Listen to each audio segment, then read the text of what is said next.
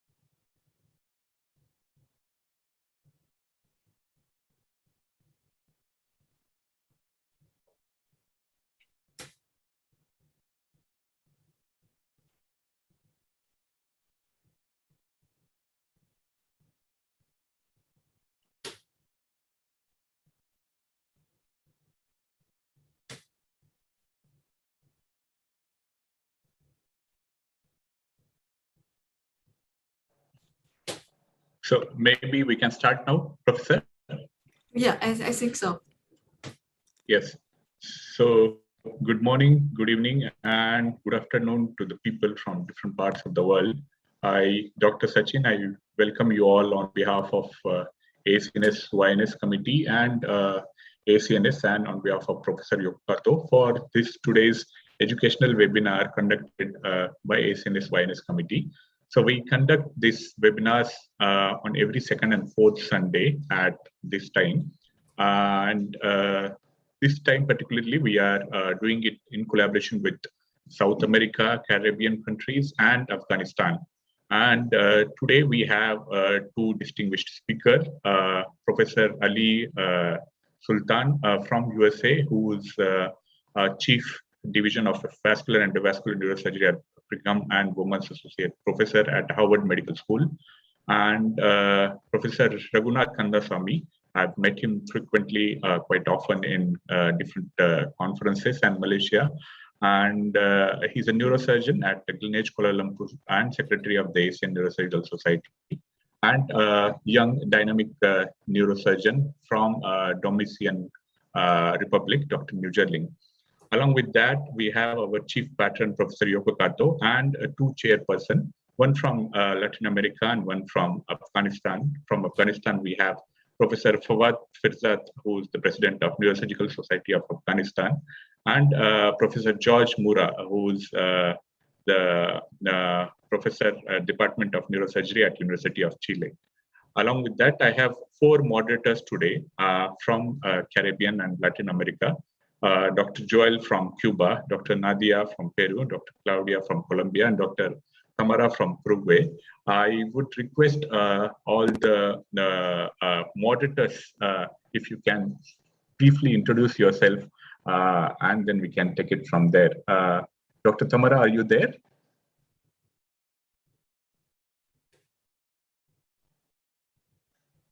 Yes, I am here. Yeah, you are not audible, Dr. Tamara. No, you're not audible. Yeah, you're not audible. Dr. Nadia, can you introduce yourself? Hi, good morning with everybody. I'm Dr. Nadia Rodriguez. I'm from Peru. I'm a neurosurgeon. Nice to meet you, everyone. And I'm glad to be here. Thank you very much for inviting me. I'm eager to hear you, to everyone. Thank you. Is Dr. Claudia there? Hi, good morning, everybody. My name is Claudia Gomez. I'm a neurosurgeon from Colombia. I did a skull-based fellowship in Mexico in the National Institute of Neurosurgery and Neurology. I'm very pleased to be with you, and thanks for the opportunity. Thank you. Dr. Sabara, you can check your speaker again. No, there is some problem with your speaker. You're not audible to us. Maybe you can take out your headphone and try again. Is Dr. Joel there from Cuba? I think Dr. Joel is not able to still join us. He's in the middle of surgery now. And okay, with that, we have two chairperson, Professor George Mura and Professor Fawad Firzat. May I request Professor George Mura to say a few words, and then we'll take it from there. Yes, good morning. Good morning for me. Here is 7:39 a.m. Sunday. I'm very glad to be here with you, with the young neurosurgeons, and I am very grateful to be with you today. I think this is very important, these education activities, and I hope that our very, very good speakers today can show us their experience to the young neurosurgeons, and I in talking for the Latin American neurosurgeons. For us, is very important this association with the Asian CNS. Thank you to Professor Yoko Kato for these activities, and I really enjoy to teaching activities with the young people. Thank you very much. Thank you, Professor, for being with us. Professor Fawad Firzat, are you there? Yes. Hello. Good morning and good afternoon. Because in Afghanistan, that's good afternoon. Yes. Konnichiwa. Salaam alaikum. Thank you very much for your time and give me the chance to be there. And thank you very much to be as a chairperson in this webinar. Hello for Professor Kato, Professor Mura, and also Dr. Sachin. Thank you very much. And also thank you for Dr. Ali Sultan, Professor that's natively he is from Afghanistan, and we're proud of him. And thank you for you and supporting Afghanistan neurosurgery, and especially young neurosurgeon from Afghanistan. Thank you for Professor Kato and Professor Ali Sultan for supporting Afghanistan Neurosurgical Society, and also from Professor Gil Russo and WFNS Foundation and ACNS colleagues. That's all the time they supporting Afghanistan neurosurgery, and also supporting Myanmar and now Latin America and Africa. Thank you very much. Thank you, Professor Pirzad. It's very nice to see you after a long time, and your face is very happy today. I'm so happy to see you. I hope the situation is better there and everything is going okay. I'm so glad you're there today. I'm still trying to get Professor Ali Sultan. I'm contacting him. I think he'll join us shortly. But since Dr. Raghunath Kandasamy is there today, maybe we can start with him. So I would request Professor Yoko Kato to say a few words before we start, and then we can take it. So from Japan, good evening. Just 7:30 p.m. now. So we are so honored to have such a great lecturers, and also the discussants. And also I'm very happy to know that so many, the young, dynamic, the lady neurosurgeon from Peru and Colombia. And of course, the nurturing from Dominica. So I've been to the Peru and also Colombia, both countries. So that countries are so nice at the time. So maybe in the near future, as Asian Congress, we once again visit your country soon, I think. So wish a very fruitful the meeting this evening. Thank you very much. It will be great. Thank you. Thank you very much, Professor. Thank you. So I think without wasting time, since we have 3 speakers today, we will start ahead, and we will try to keep the introduction a little short so that we can have more time on the presentation and more time on the discussion. So I would request all the delegates and all the young neurosurgeons to keep your doubts and your questions ready so we can have a great interacting session. So with that, I would briefly introduce the first speaker, Professor Raghunath Kandasamy, who is a neurosurgeon at Lineage Hospital in Kuala Lumpur and Secretary of the Asian Neurosurgical Society. And he's been actively participated in conducting various international and national conferences, especially WFNS Kuala Lumpur 2018 was conducted, WFNS Symposia, where we all met together.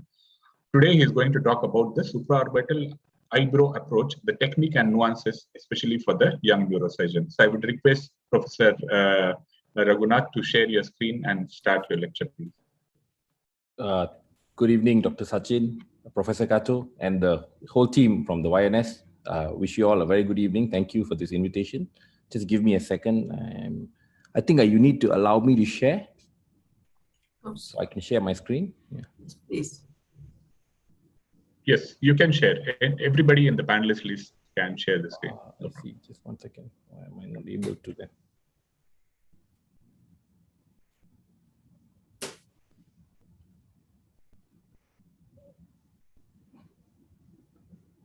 I don't seem to have the share option, Dr. Sachin.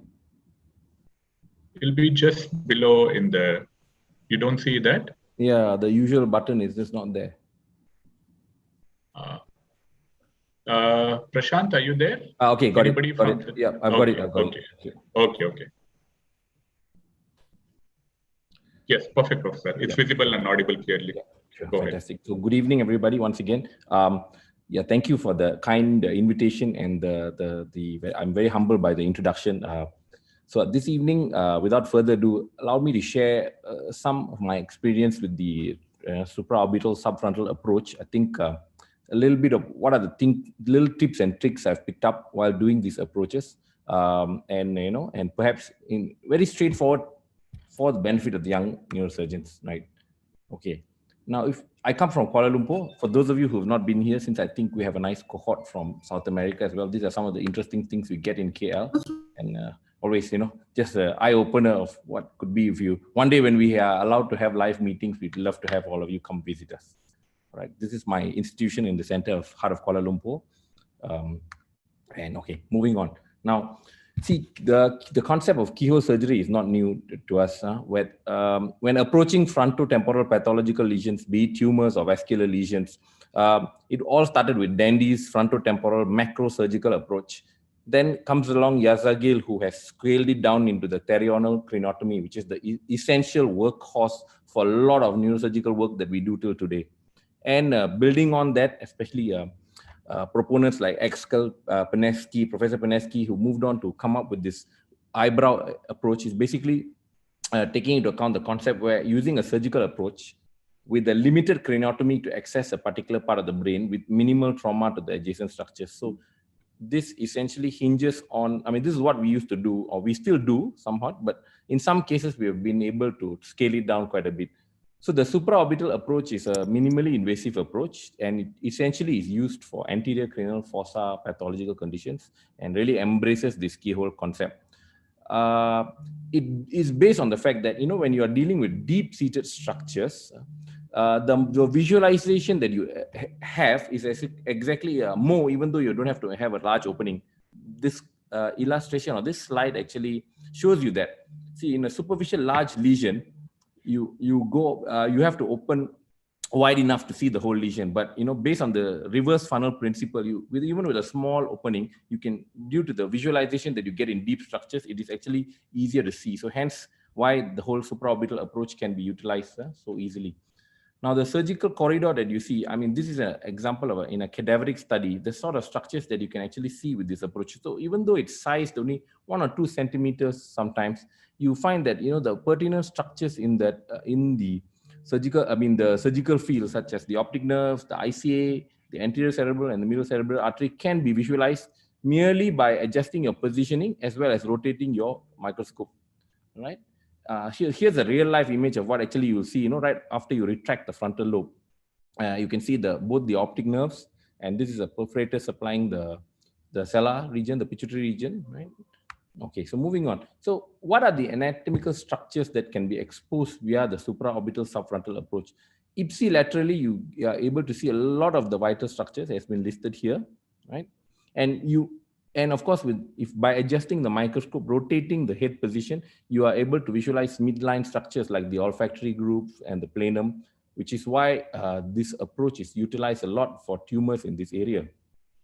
And with careful dissection and you know, with adequate brain relaxation, you are actually able to look over to the opposite side sometimes, you know, in dealing with contralateral pathologies. But of course, this would come with experience, so you know it should not be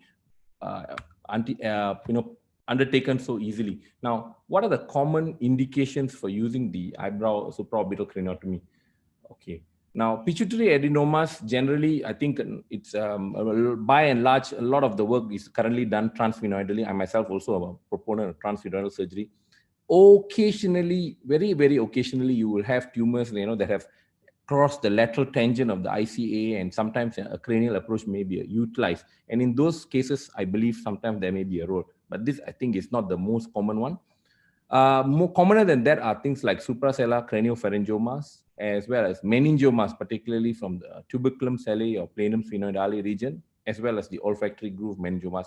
I would have to say that these are from some of the larger or the more common lesions that I operate using this approach, and I find that this approach is quite versatile for these meningiomas. Vascular conditions involving the anterior circulation, such as aneurysms. Now, you know, earlier there was an issue where this is a very small surgical corridor, and concerns were present regarding brain relaxation and what were you to do if you have massive bleeding. You know, but I think with time and, you know, with careful patient selection, this is can be an acceptable option for anterior circulation and some posterior circulation aneurysms, very minimally, right? AVMs and cavernomas only if they are located at the frontal pole. Beyond that, I think standard approaches are generally advocated. And in addition, for tumors that are located in the frontal pole, you know, gliomas, metastases, small ones, this may be quite helpful, an approach, you know, which minimizes the amount of exposure and brain retraction required. So what are the common technical principles involved in a surgery like this? I think these are 4 principles or things that you must go through when you're talking about you know, using the supraorbital approach. Number 1, the positioning and anatomical considerations. Then how you perform your skin incision, soft tissue dissection, then the actual craniotomy and the intradural dissection. So I will be going through each one of these steps and illustrating to you what are the important or pertinent points when you're performing this. Now, first of all is positioning. I mean, neurosurgical positioning is really important in any form of surgery, particularly so when you're using the supraorbital approach. Now, one should aim for head elevation naturally, and with extension of the head, so the frontal lobe sort of retracts backwards. This is ideal because then it will allow for relaxation of the frontal lobe and less retraction.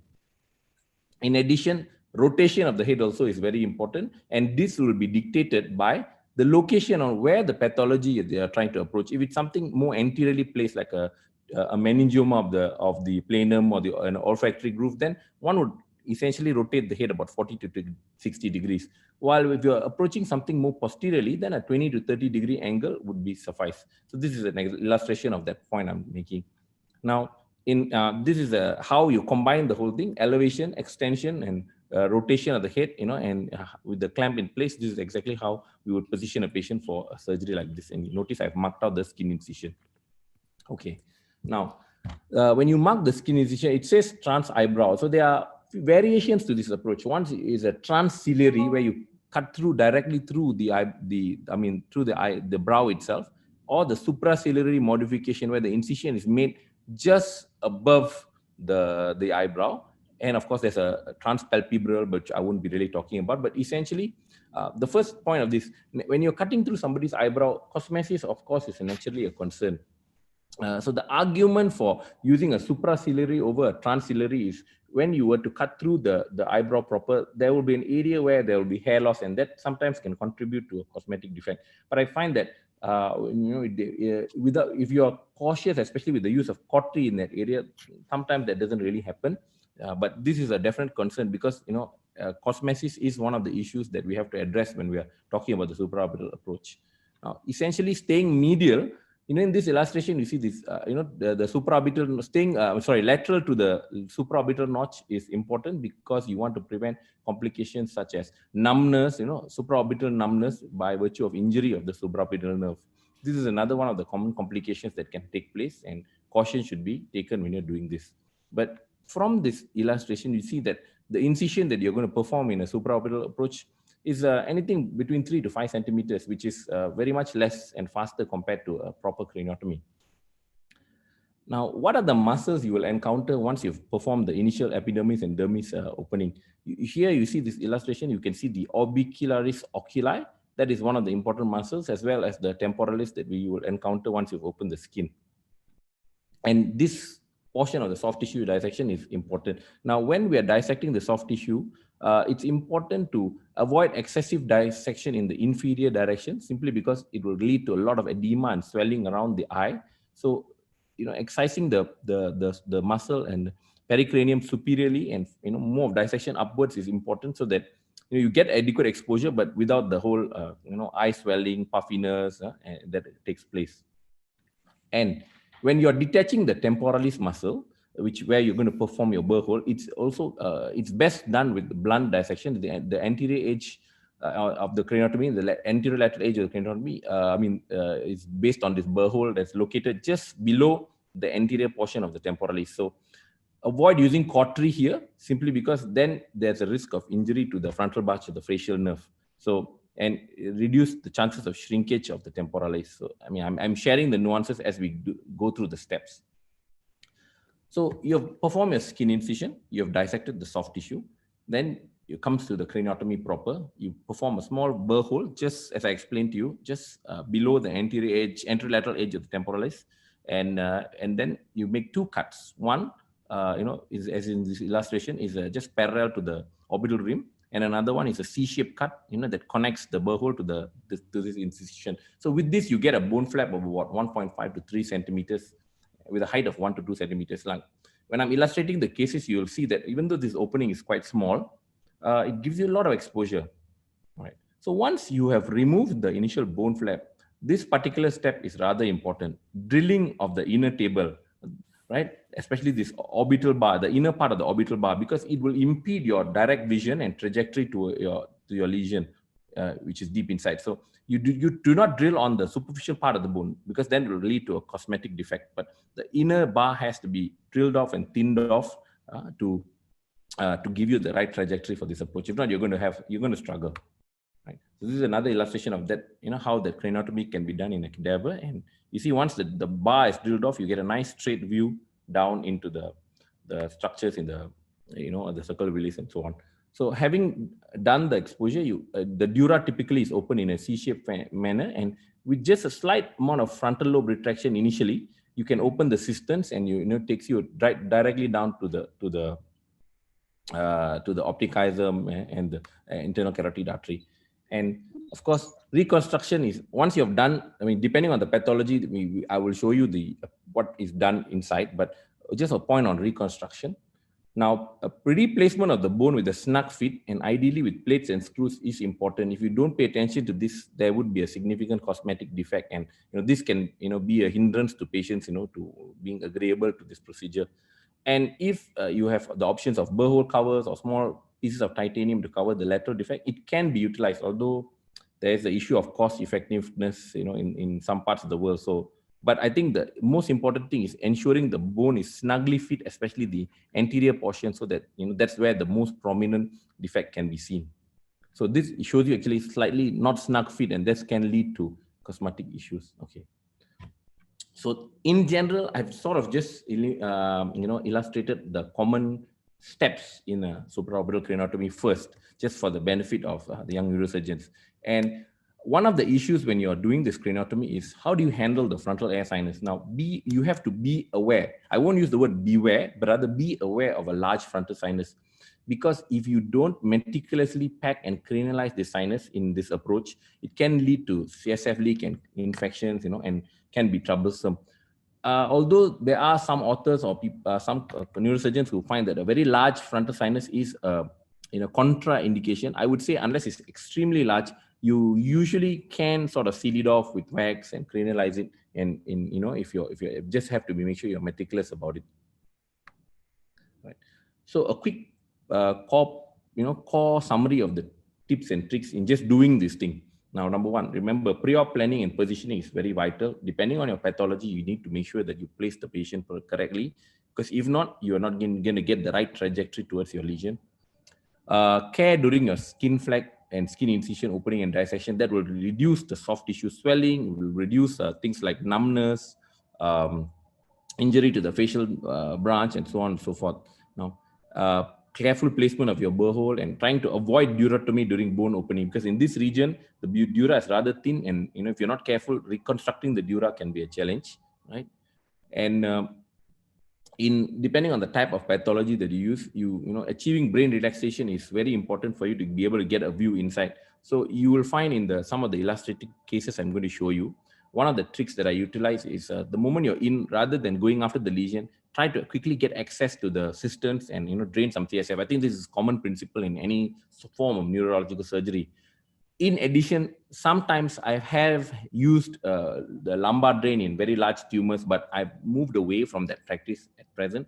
In the earlier days, it was something that I used to do sometimes to just help, the little bit more CSF and out of the system.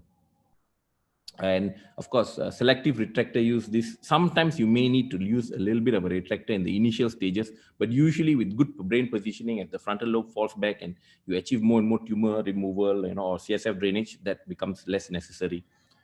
Paying attention to watertight closure of the dura and a snug fit of the craniotomy, as mentioned. This is the overall core principles in just doing it, but there are specific nuances and things relating to the type of pathology that you're dealing with that you should think about when you're performing this approach. All right. So here's a simple illustrative case. I remember this 45-year-old gentleman who came in with progressive symptoms of visual deterioration, signs of hormonal insufficiency, and some personality and behavioral changes. So you can see there's this large meningioma rising from the tuberculum sellae that is sort of encircling a lot of the carotids and the anterior cerebral arteries. And this is the illustrative video of of that surgery, and you can see, even without much retraction, you already get a nice trajectory view. And the tumor, actually, what's good about this approach, especially for things like meningiomas of the tuberculum sellae, is you immediately get a view of the tumor early, and you can actually, it helps you devascularize the tumor. You can just go ahead, and that reduces a lot of the problems. And once you've sort of devascularized the base, it makes dissection even easier. with minimal bleeding. I mean, if you take your time with this thing, yeah, speed it up a little bit. And as you shrink the tumor away, the optic apparatus and nerves come into place. And fortunately, a lot of the meningiomas, particularly in the sella and tuberculum cellae region, generally tend to be softer than their compatriots in other parts of the brain. I mean, this is just a general rule. It's not always the same, but I just find that they don't often, are not set often very calcified and rather easier to handle. And so you can see with just this small approach, you are able to devascularize and dissect the tumor easily off the surrounding vascular structures. Often there is an arachnoid plane with the vessels, which you have to look for and minimize your bipolar use to avoid injury to these structures. But usually you are able to dissect the tumor free from the surrounding vascular. This is an example of the arachnoid that you can just with cautious dissection you are able to sort of free the whole tumor out. Yeah, and at stage like this, sometimes the temptation is to just want to pull on the tumor. This has to be, you have to really avoid this temptation and really meticulously go around it so that you can deliver it properly without any injuries. Just shift it up a little bit. And with the last part of the dissection, so you'll be able to lift the tumor out of the bed, and lo and behold, this is what you see at the end of the surgery. So this is one example. So what are the important issues when it comes to tumor dissection, especially like in meningiomas, which is one of the most common things that you will utilize this approach for? Number one, brain relaxation. With brain swelling, you're going to have a tough time. You're going to cause more injuries to the brain, and you're not going to be able to see what you need to see. So early opening of the systems, and sometimes the use of dynamic retractions, intermittent retractions is helpful. And as I mentioned, lumbar drain in selected cases, but this is something that I've sort of moved away from, but maybe in the early experience. Now, yes, second issue that you need to address is devascularizing the tumor. When you have a small approach, when you have significant amount of bleeding, it can definitely impair your visualization. And in a small area like that, if you can't see, you're really going to cause, you're not going to be able to do the job that you set out to do, and you're going to potentially injure the vital structures there. So, go for early devascularization, when you're dealing with these tumors now. And when you're handling the optic nerve or the chiasm, especially something that's been compressed, you really need to respect all little perforators running in the region. You have to minimize your bipolar use, especially on any small little perforators in the area. Avoid bipolar as far as possible. And sometimes, when after manipulating them, you can see some of these perforators go into spasm. There was sometimes using a bit of papaverine in this area was something that I have done before, but that is on a case-to-case basis. Now, when you're handling the major vascular structures, I would say that it's good or important to remember using sharp dissection, because there is often a plane of dissection, of arachnoidea between the tumor and these vessels. So avoid just bluntly pulling. You are able to dissect the tumor if you're careful. Of these structures a lot of the times, and do also pay attention to things like the pituitary stub and the hypothalamus, because if you injure even small arteries in this area, they can cause a lot of damage, hormonal insufficiency, or hypothalamic dysfunction. This is the patient's post-op scan. You see, it can get a fairly nice cosmetic closure as well as a good tumor decompression. Here's another case of a 55-year-old lady with progressive loss of vision, which was predominantly on her left eye,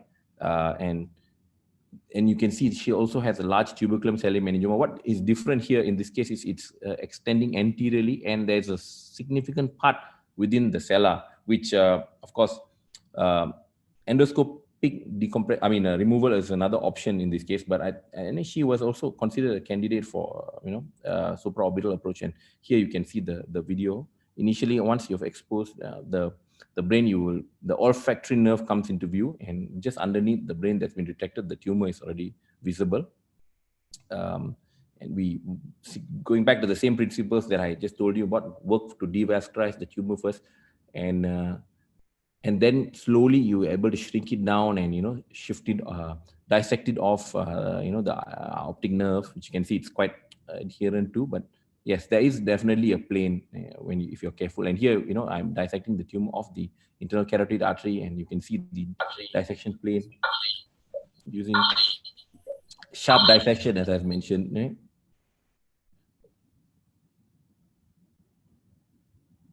So you see, with cautious handling, you are able to actually delineate and dissect the tumor off, even though, it may be encircled. Then we shift to the contralateral side, and you find that similar strategies are used, combination of sharp and blunt dissection, and, to free the chiasms and the optic nerves. Maybe I'll split this up. This is the contralateral optic nerve coming into view, and yeah, you can just make it out.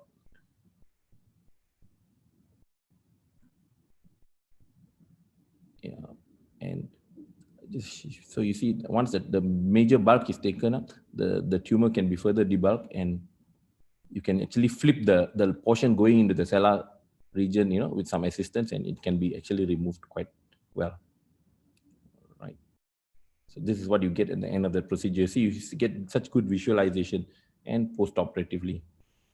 Okay, other than that, the supraorbital approach can also be used for aneurysm clipping. One, you might be concerned, especially in bad grade patients. That's why I've just used this case of a 67-year-old with an ACOM, superiorly projecting ACOM aneurysm. These are actually quite nice to clip with this approach. But you must remember, without brain relaxation in a ruptured aneurysm, it's going to be very difficult. One of the things that I have found that is, other than using, if you in EVD is indicated, of course, sometimes you have to do that. But quickly opening the lamina terminalis actually, and draining CSF tends to give you that little extra space, to maneuver. So you see, you can actually get a good view, and you can allow you to just sort of place your clip in. But do remember, when you want to approach an aneurysm using a supraorbital approach, but you have to remember that you need tubular instruments. You can't use the standard, handheld instruments. If you don't have a tubular instrument, then you should not attempt this. So you have to make sure that you look. This is something you have to look at. This is another bad grade 72-year-old with a subarachnoid. Similarly, approach using a supraorbital approach. So I'm just showing you that you can, even though with brain swelling and a lot of blood, you can actually use this approach to clip aneurysms.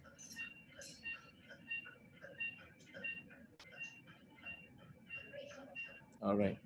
So yeah, I know those videos, some of the illustration are not clear, so I'm using this example. So just here we have a ICA PCOM aneurysm, and even with a small craniotomy like this, with a bit of retraction, you can actually clearly visualize it. You are able to actually dissect off the perforators of the posterior aspect of the aneurysm, and safely put a clip in. Usually laterally projecting PCOM, ICA PCOM aneurysms are quite easily clipped with this approach. But when they are posteriorly projecting or they are low lying, then a standard terminal approach is definitely much safer, because you will have problems with things like proximal control, or and difficulty placing the clip without injuring perforators. Okay, so what are the nuances? So I've shown you the steps, some of the ways it can be approached, and a bit about the nuances. There are nuances which are specific to the type of pathology you're dealing with, some issues on side of approach, and a bit of equipment and adjuncts. So side of approach, especially when you're dealing with like for example, cellular meningioma, or tuberculum cellular meningioma, which side should you come from? Should it be on the side where the optic nerve is more affected or less affected? So, one of the potential principles on this is, if the ipsilateral nerve is more prone to surgical manipulation, so it's easier to decompress the contralateral side. Hence why, you should come from the side where the more affected optic nerve is. This is one of the common tenets. I know this will open up to a lot of debate after this, but if you are having to make a decision, generally this is one of the points that is, can be used for consideration. Other than that, what are the determinants of visual outcome, particularly when you're dealing with a tuberculum cellular meningioma? Now, you see, other than just removing the tumor, one of the issues with getting good visual outcome after tuberculum cellular meningioma surgery is whether you are able to adequately decompress the optic canal.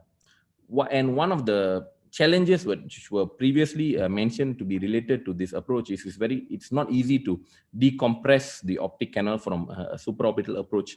But I'm here to tell you that yes, this can be done. what you must do before you embark on a surgery for a tuberculum meningioma is to take into account, look at the coronal view in the MRI and determine what extent of the tumor has actually gone into the optic canal. Because if you don't decompress the optic canal in cases like this, you are not going to get a good visual outcome. And how you can actually do this in a supraorbital approach, I mean, I'm using these cadaveric images because it can be seen better here, is by, you can actually get a 180-degree view of the optic nerve, and you perform troughs both medially and laterally, and you connect them, right? So, and after that, once those troughs are made, you open up the falciform ligament, and you incise the optic sheet, and you are able to decompress the optic nerve. So it's no longer a point that you can't use this when you're decompressing the optic nerve using the supraorbital approach. It can be done. Okay. In addition, other than using a microscope, now a lot of things are done with the endoscope. I think sometimes you have a problem looking around corners, and that was one of the challenges with the supraorbital approach. But with the endoscope now available, it is very helpful for you to be able to look around corners. It gives you better visualization. But even with better visualization, you must remember, because of the straight trajectory and the form of instruments that you're using, even with the best visualization, you are not always able to dissect off, you can't, it's not a compensation for that. So that's why selection of cases is important.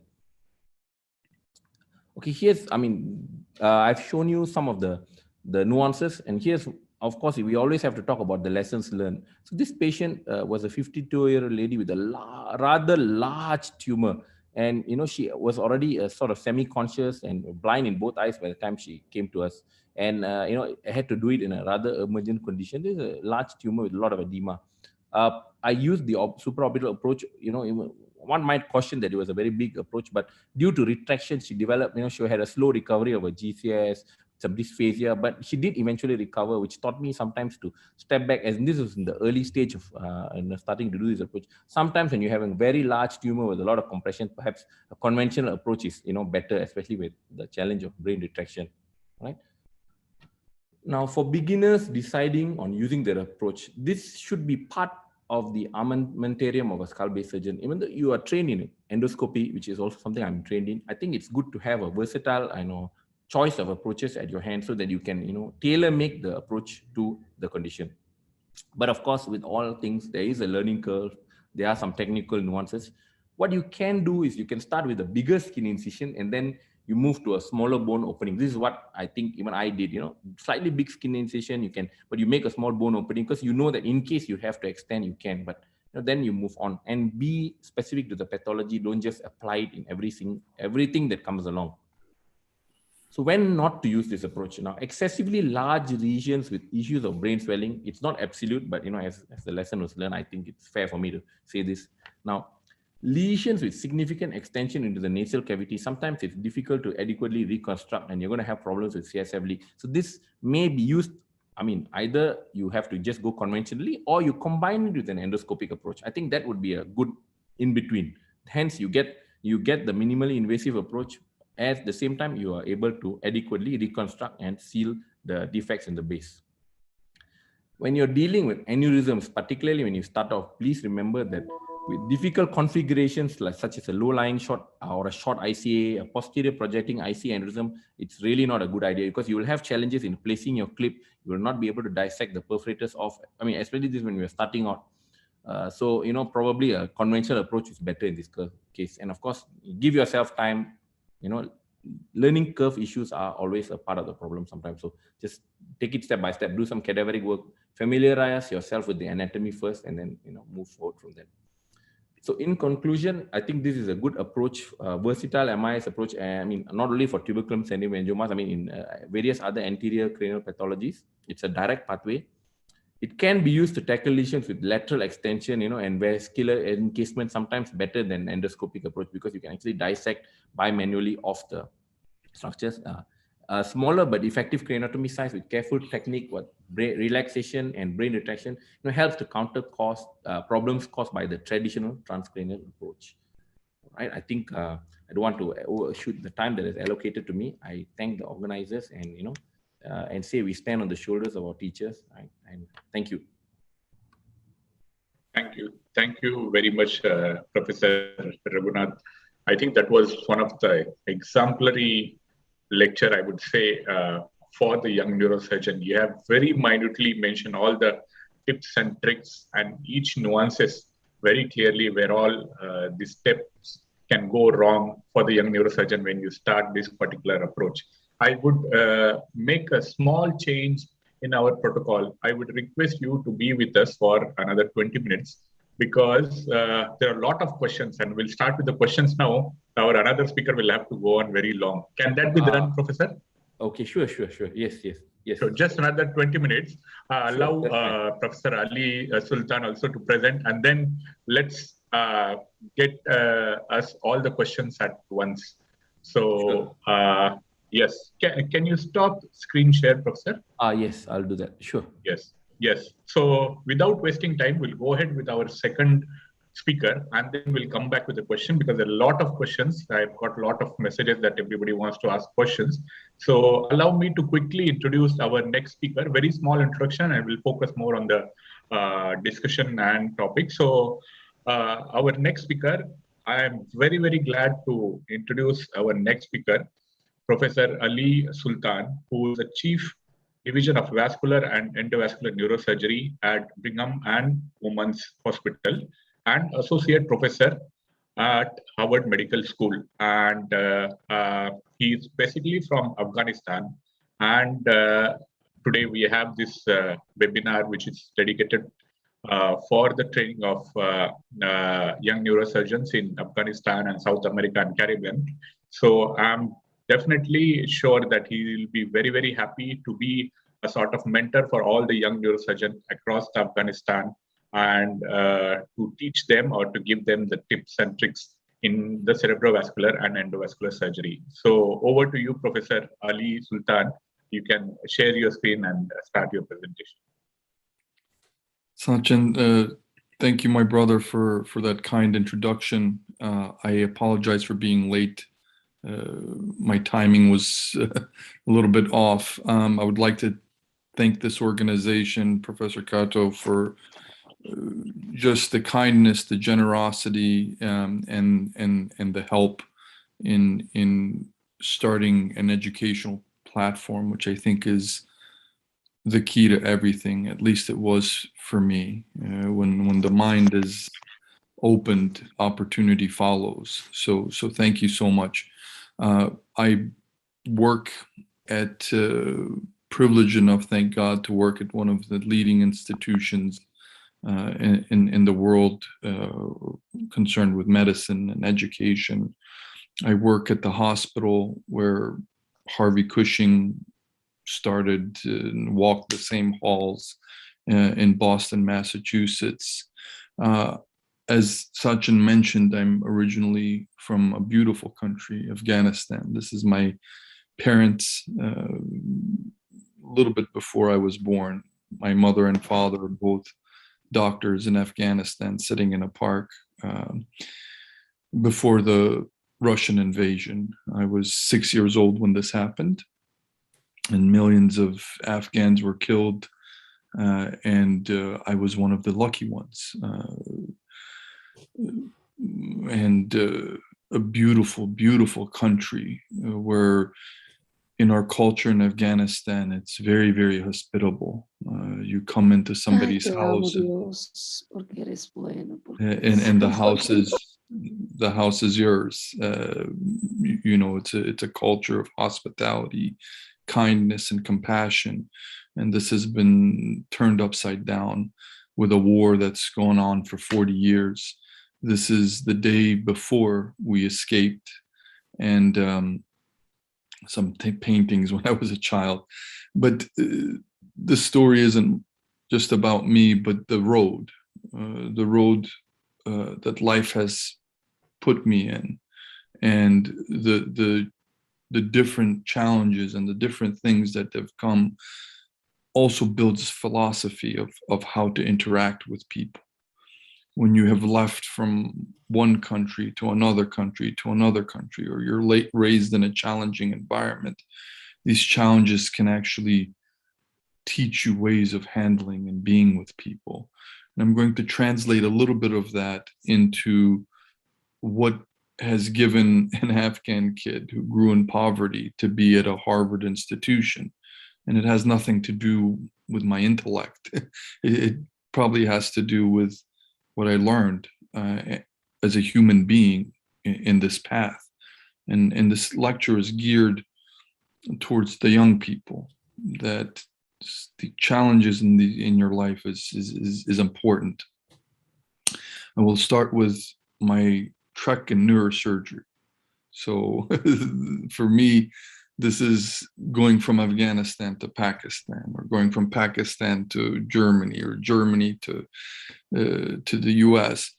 I started training with Roberto Heros in Miami, and I spent a lot of time. Back then, we were working 100, 120 hours a week, just learning, practicing, like these elite athletes, just doing over and over and over again.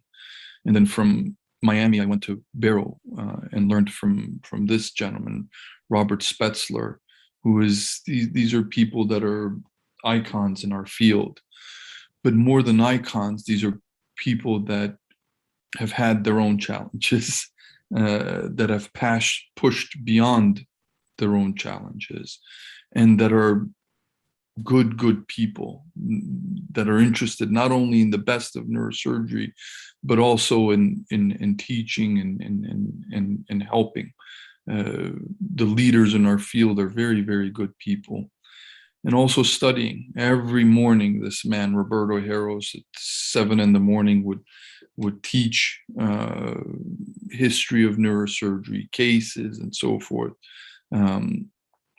I became interested in aneurysms. Aneurysms in the US, it's 500,000 people. 1 in 50 people have aneurysms.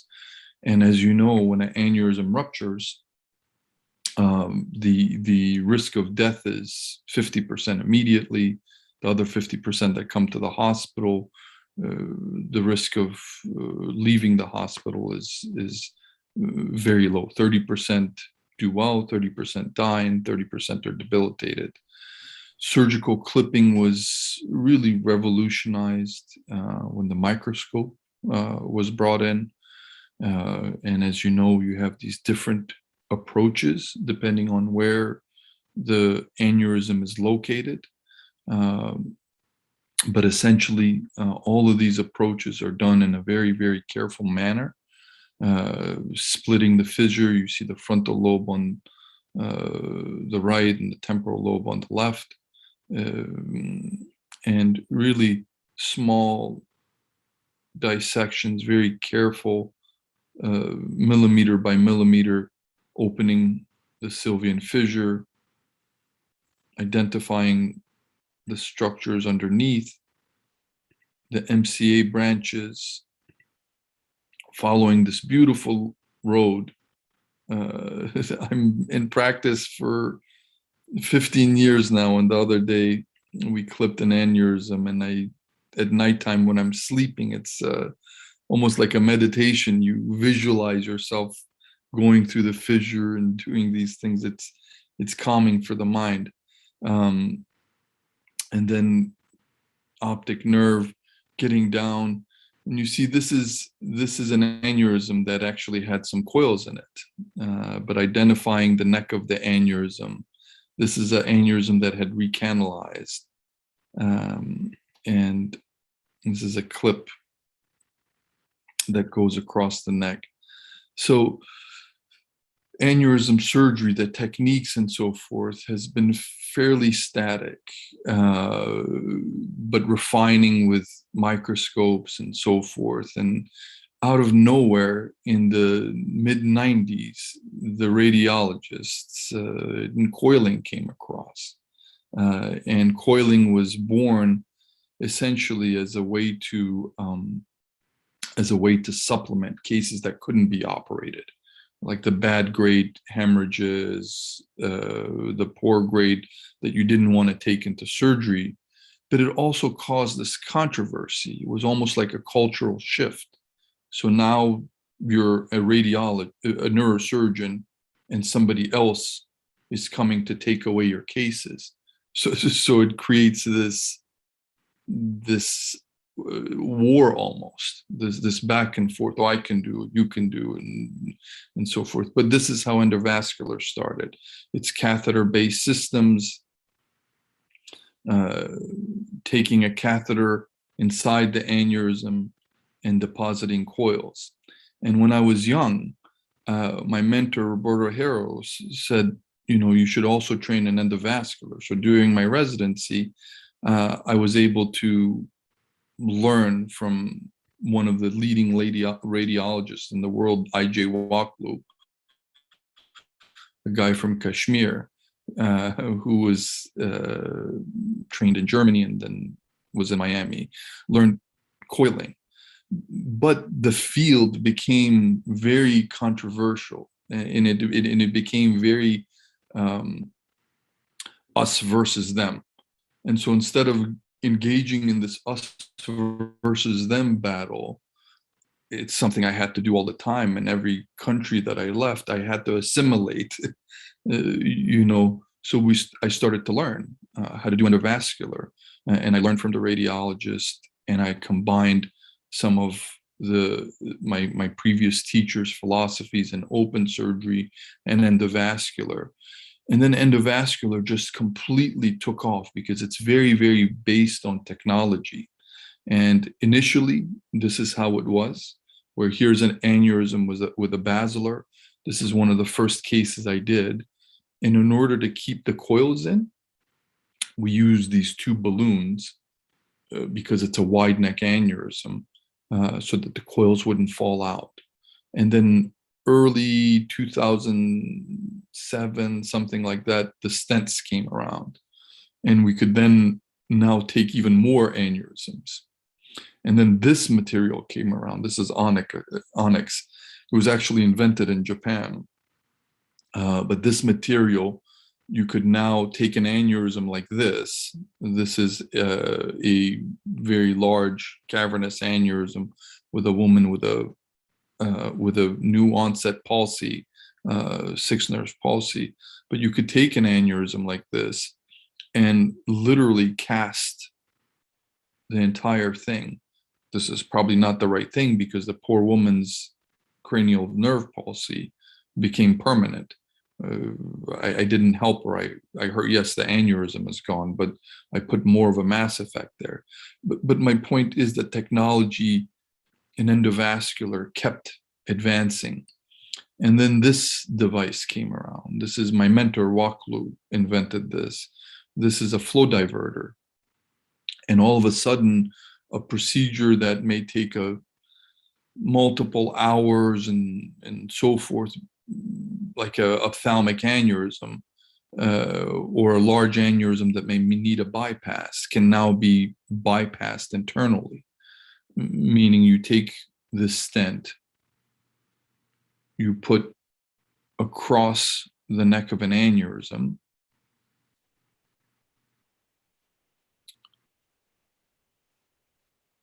and it changes the way the flow works. So the flow goes past, essentially, the aneurysm, and it causes stagnation inside the aneurysm. I'm sorry. And the stagnated blood causes thrombosis, scarring, and the vessel gets reformatted. This isn't better than surgery. That's not the point. It's just a different technique and a different tool. It's not that it beats clipping or it's better than this. And this is the controversy you always get into. It's this argument of this is better than that. It's very, very individualized. And you can see that on the left, another, again, symptomatic large cavernous aneurysm that is essentially reconstructed with 2 or 3 stents.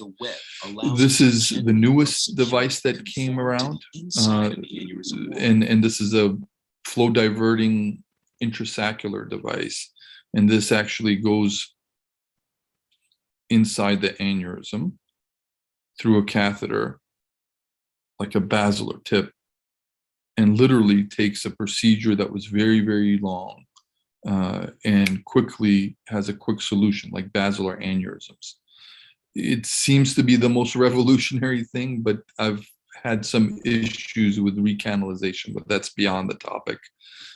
But you can see these devices when it first came around, and this is what we were doing. We were creating 3D models of a patient's anatomy, and the day before surgery, we were going in and practicing what device, how to approach it.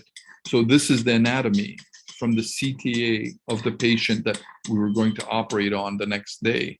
And it really allowed us to practice and pick the correct sizes and have good results. So the reason I came to Boston is I had these two different skill sets and I was able to combine them. And this is, with these techniques such as this is a young boy with Marfan syndrome who had this big hematoma, has a small aneurysm. It could be clipped, but we thought that we should do a combined approach because he was herniating. And the aneurysm was in the middle of a big clot. And so we took him to this hybrid room. This is the cardiac room. They didn't even have a neuro room. And we were able to, within 15 minutes, coil the aneurysm and then quickly remove this robotic arm. And the patient was in a position to have a craniotomy. This is using the skill sets of a neurosurgeon and radiologist. And then we studied different places around the world, small centers, one in Japan that had a hybrid room. And we copied a lot of these things and created one here. But the concept was taking ideas from different cultures, different disciplines. It's very, very important. The last thing is, while there was this conflict between radiology and neurosurgery, something very, very, very, very important was happening, and that's the neurology, stroke, ischemic stroke, much more prevalent than aneurysms and AVMs and so forth. And one of the leading causes of morbidity and healthcare costs and so forth. And the concept of stroke is that whenever there's a clot that goes up, there's a time period where the penumbra of the brain, small region, will continue to be viable, but not die if you can get in quickly enough. And initially, the neurologists were using TPA that extended the time window to 4.5 hours. From the time you had a stroke, you had 4.5 hours. But TPA was helping 30% of the patients, depending on where the clot was. And these are some of the early trials in the mid-90s. And then came catheter TPA, taking a catheter into the vessel, injecting TPA directly into the vessel instead of IV. And this was opening maybe 50% of the vessels and extended the time window to 6 hours. So we had 6 hours to open these cases. And then in the mid-2005, when I was training, this device came around. This is a Mercy device. You take this big catheter and you pull the clot. Now this was opening 70%, 60, 70% of the vessels. So you see the technology is advancing slowly. That catheter, though, caused a lot of problems. 11, 10% of the time you had major problems from this big catheter. And then in 2012, something invented by accident, these stents were used to pull the clot out. And if you can see in this video, you can take the catheter across the clot, you put a stent, you give 5 minutes, the stent opens into the clot, you put a balloon to arrest forward flow, and you're able to then pull the clot, sorry. You can pull the clot out with the stent like this. And this now is opening more than 90% of the vessels, and it's doing it fast. The quickest time we did was 11 minutes, and I think people are beating that time now. So you could be in somebody's brain for 18 hours with an AVM and say, I'm a neurosurgeon and this is what I do. Or you can do the AVM and in 10 minutes, 11 minutes, change somebody's life completely with it. So it's just keeping your mind open, keeping your ideas open, not just being rigid about who you are. And then in 2015, there was all these trials. It's sort of the revolution in vascular care now. And this is now a very, very common practice. This is another trial that we were part of. It's called the Dawn trial, but 16 hours. This man was 16 hours hemiplegic, right? Stroke. You see, unable to speak, unable to move the right side of the body. We were able to take him. You can see that he has a cutoff. This is the penumbra. The green and the red was the stroke. We operate on him awake, obviously. These are the catheters going up. We had to do 2 passes. He's moving, as you can see, because he's awake. Just for time's sake, though, I can show you that the vessel is now open. We pulled the clot out. This is the clot. Remember, 16 hours. This is 1 hour after surgery. 1 hour. And this is 2 weeks. Would you mind telling me your address? This poor man would have been in a nursing home. The family would have had to take care of. But the field is changing. And now there's AI software to help detect these things. But in one life, you go from neurosurgery to radiology to neurology, but it's all in the hope of helping people and not just sticking to, I can only do this and this is my turf and so forth.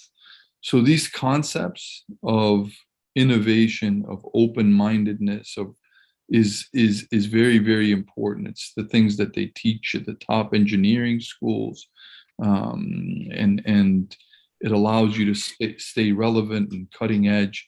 But it's not about just being in your own box, but opening your mind and letting in teachers from all sides.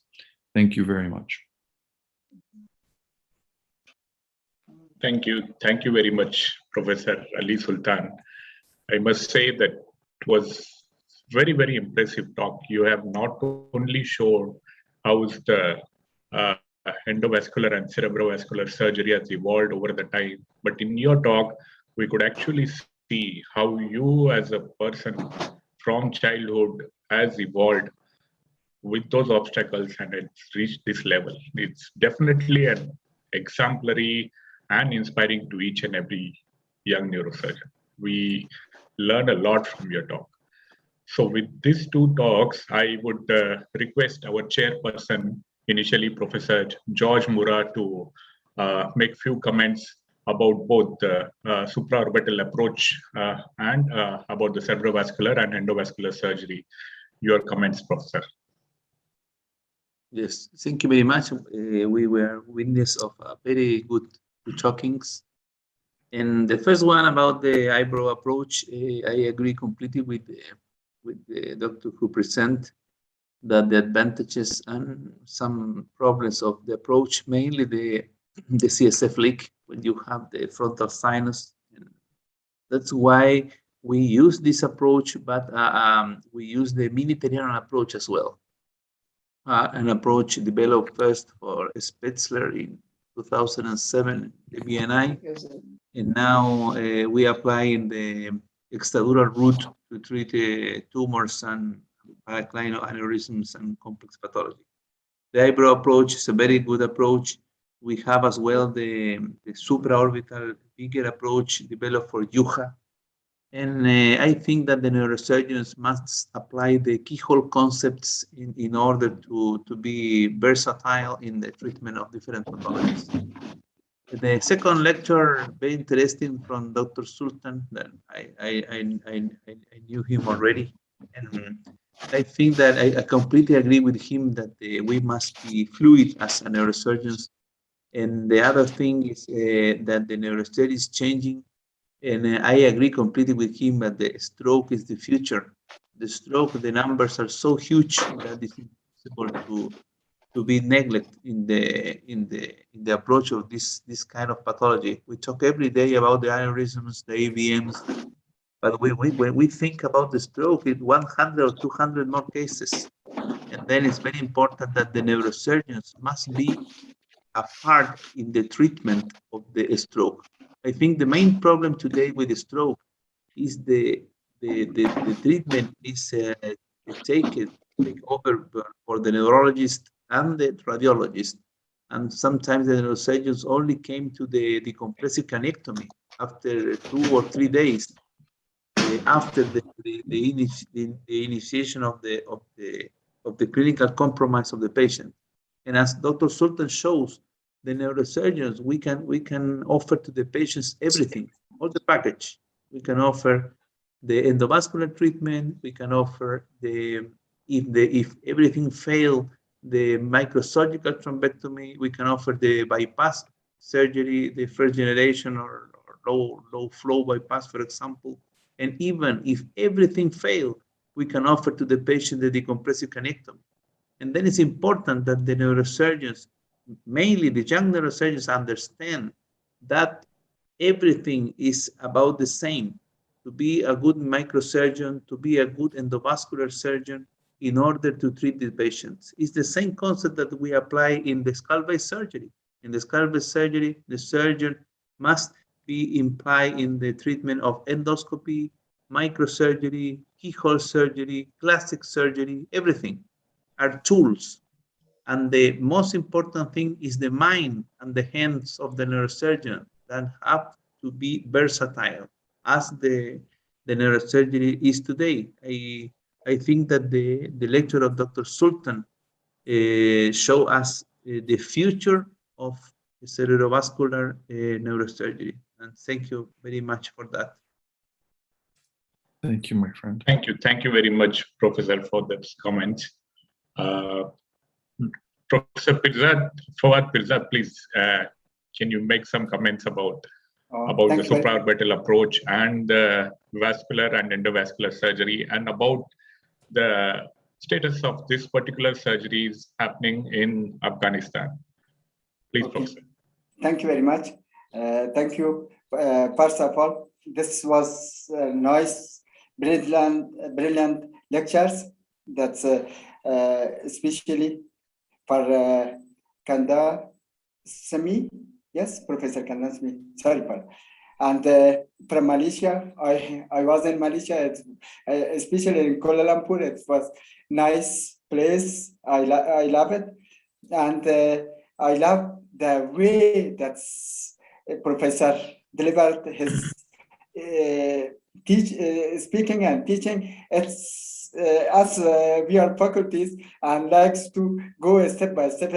I love it. This was good, and I use this proverb of decision is important than incision. This is got that learned, and it was step by step, and unfortunately in Afghanistan, due to ongoing war, as Professor Ali mentioned, and also restricted and limited possibility and technology, unfortunately, we use all gross neurosurgery, not microsurgery or endovascular surgery for this. We hope we someday with your help got this experience and advances in the neurosurgery.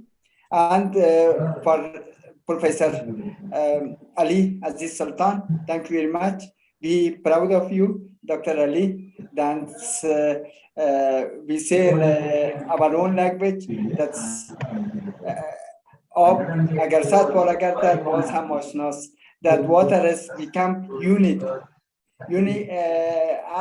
but become part And Dr. Ali, the way that he presented, like life journey, and come to the neurosurgery. It was very nice and very useful, and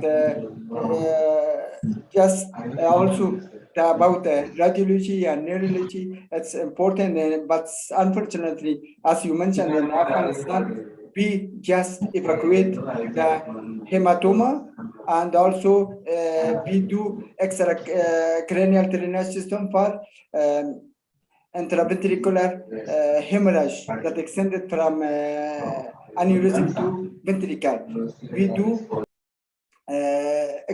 drainage, and also we evacuate the hematoma and stop the bleeding. Not so much this advanced neurosurgery, unfortunately, but we hope with your use of your help and support of you, we will someday do some things in the future. Thank you for Professor Ali Sultan.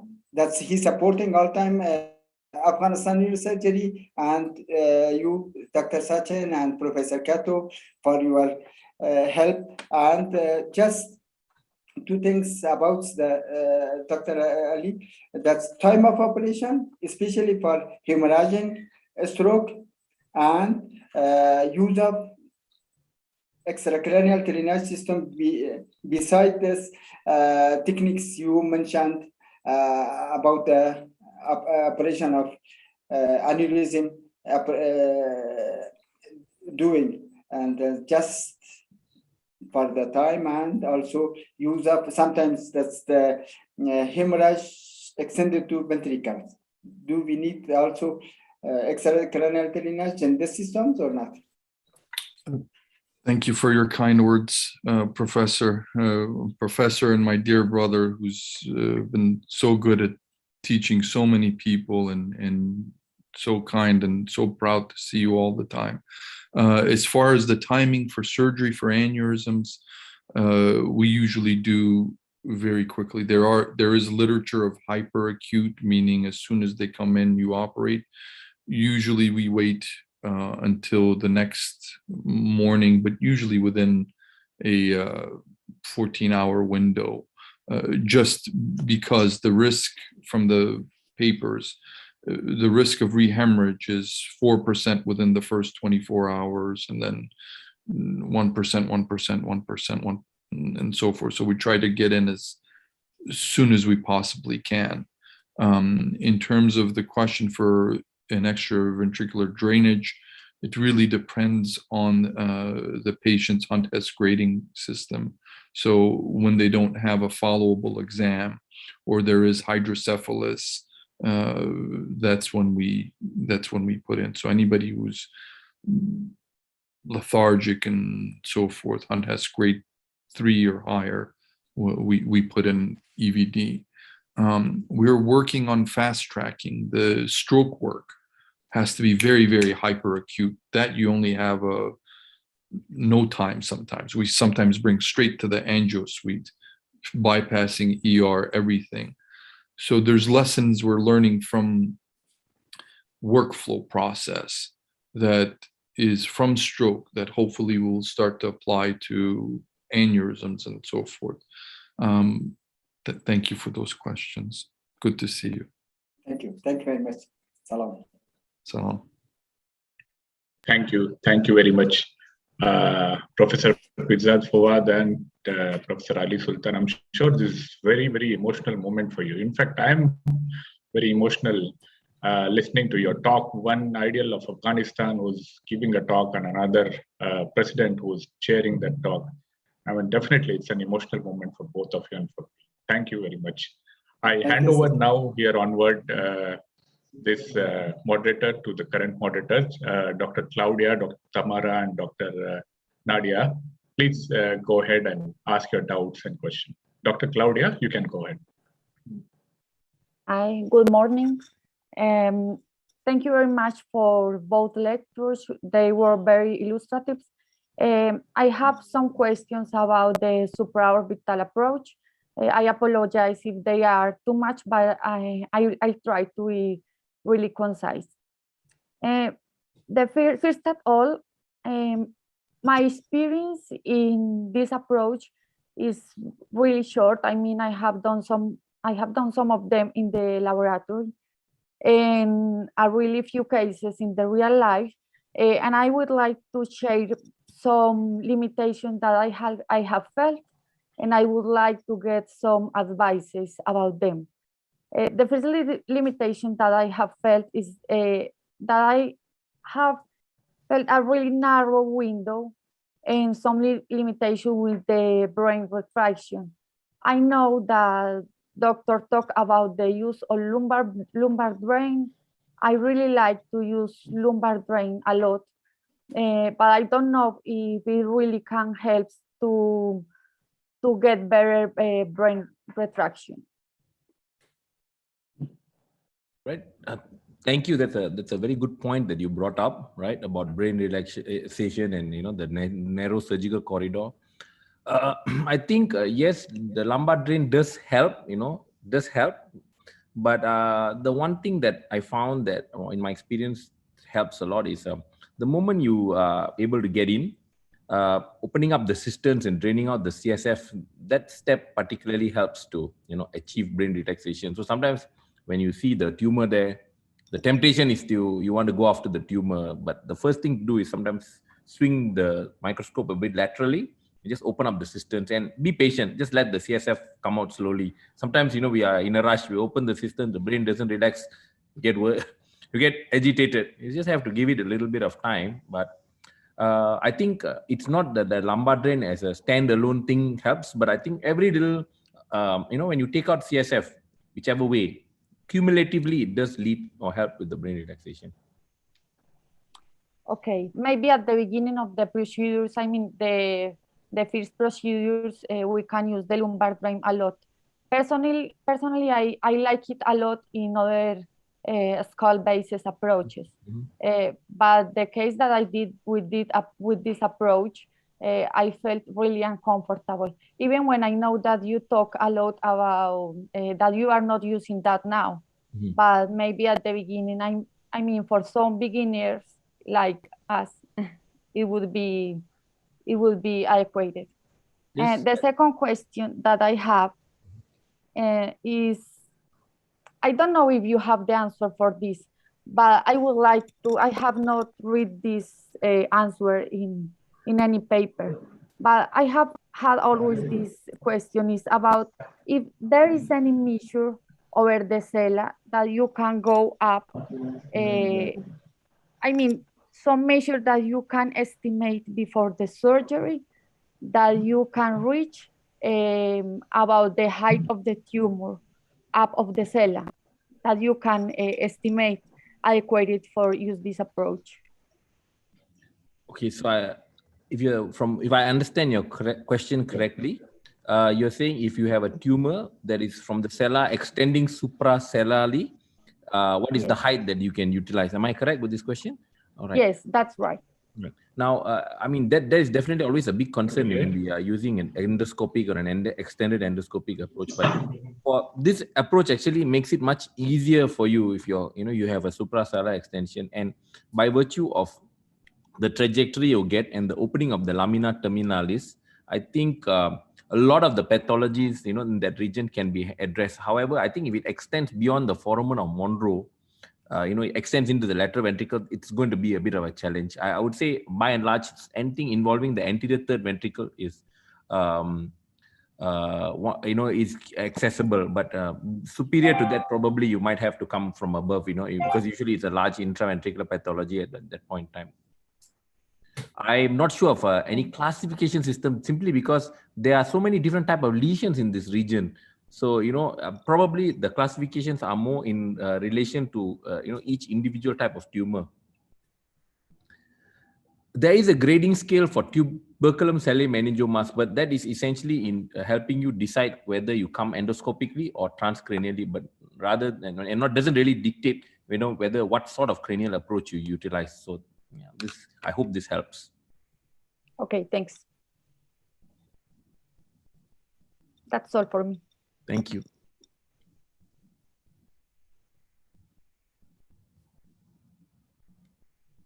Thank you, Dr. Claudia. Dr. Nadia, you want to ask anything? Can you please introduce yourself again and ask question? Hi, good morning, everybody. I'm Dr. Nadia. First of all, Dr. Ali Sultan, thank you very much for your words. They are very inspiring. Thank you very much. I have some questions, Dr. Ragut, about your presentation. First of all, when you choose supraorbital or when you choose mini-terminal approach, do you have any, when you choose them, do you have any ideas when you want to choose one or another approach? So the that's a very good question that you've posed, Dr. Nadia. So let me start with saying that, although they are very similar approaches, a few degrees of rotation and angle can make a lot of difference. So I think the mini-terminal approach is a modification to the standard terminal, but you can achieve very good exposure with that, but it is still, you're approaching laterally rather than from the front. So I would think that in cases where the supraorbital approach may not be ideal, where something is extending laterally, posteriorly, for example, like in aneurysms, then a posterior projective, for example, I'm just thinking of mine, like the ICA, then you can use a terminal or a mini terminal, would achieve the similar effects. Okay. And have you experience using maybe, another question, if you have experience using endoscope and microscope together, and if the use of both can help you have a better optic canal decompression or gives you more help in the procedure? I don't know, maybe can help you the use of both of them, or you prefer just use microscope or use just endoscope? Okay. Now, generally, of course, we would like to make it as simple as possible, faster. But the thing is, as Dr. Sultan mentioned, we have to be very malleable. That sometimes you need to have that extra step for the reasons of safety. I find that when you're dealing, especially with a large defect, a lot of tumor extension into the nasal cavity, particularly, you have, or in cases of encephalocele, sometimes you can use this approach to deal with encephaloceles, where repair, when you're coming from above, you're not going to get that proper repair. So I think these are conditions where you can use a combined approach. It's actually quite helpful for reconstruction purposes, and so yes, I do agree there is a role. Okay, thank you. And one last question for Dr. Ali. Dr. Ali, do you have any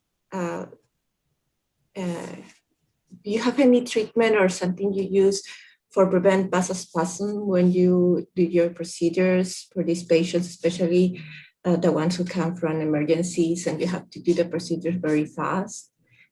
Here we have a little bit of a problem sometimes for medications, to acquire some medications for IV medications. So do you have any procedures you have during the procedure or after or before? Thank you for your comments before.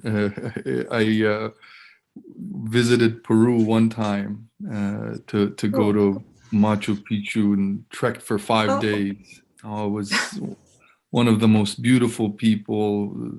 I just loved it. It really brought a lot of peace to my heart. Beautiful country, beautiful people.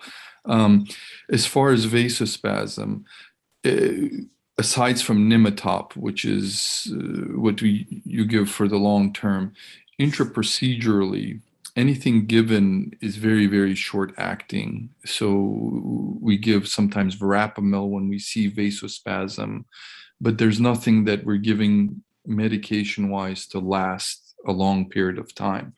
As you know, endovascular becomes very important once people go into vasospasm. So usually when we're seeing patients, I'm seeing them before vasospasm has set in. And then we start Nimetop, we do transcranial Dopplers, or even follow a neurologic exam. And if the exam changes, we push the blood pressure up And if the exam doesn't improve, then we bring to angio, and at that time, we give either verapamil or we give balloon angioplasty, which is a much longer duration. But I think vasospasm prevention, if done correctly, meaning proper hydration, Nimatop, preventing dehydration, preventing blood pressure drop, usually helps prevent vasospasm. And once you get into it, I think there's limited options. But thank you. Thank you. Thank you, Doctor. Thank you, Nadia. Anybody wants to ask any further questions? Dr. Tamara?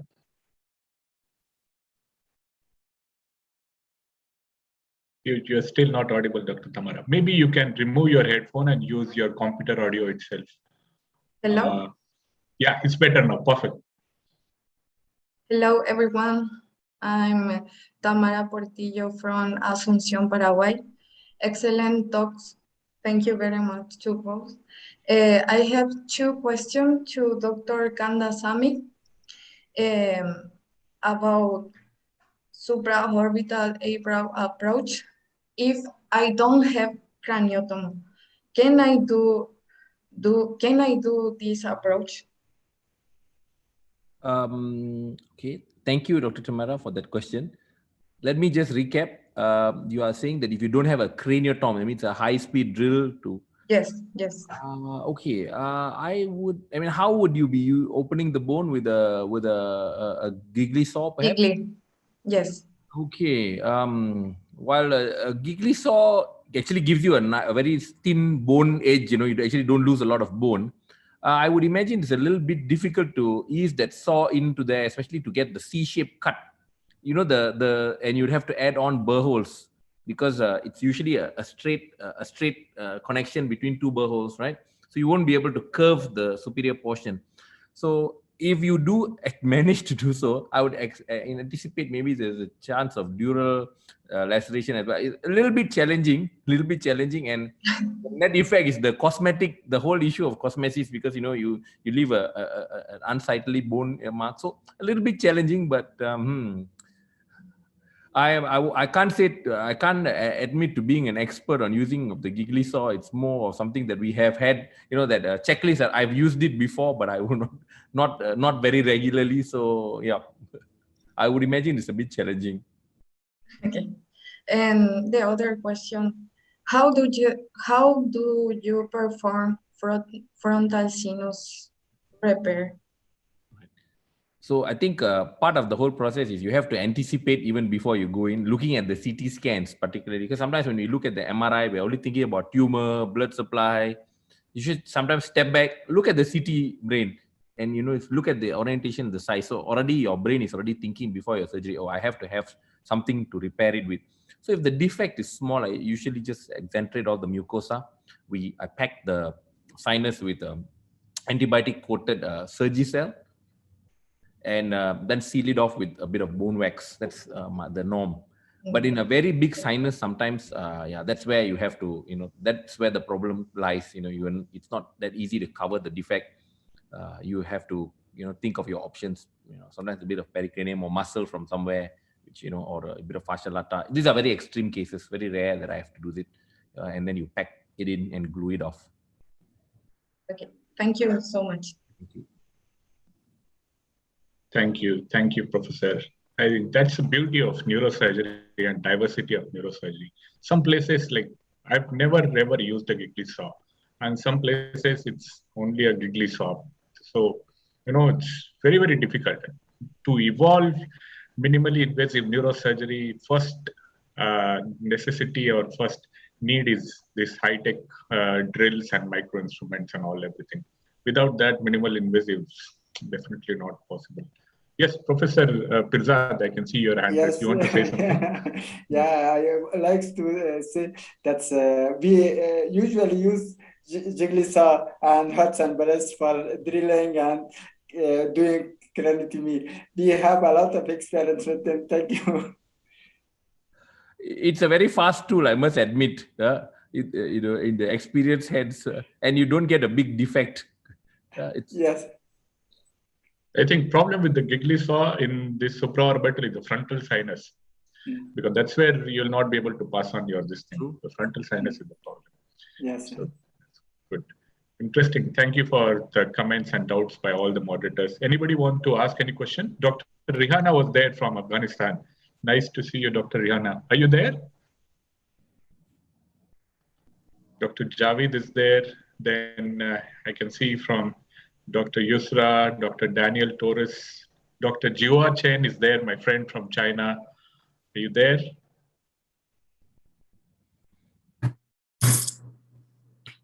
Yes, Dr. Javed? Thank you, Sachin. Thank you very much for WFNS and Prof. Kato, Dr. Liu.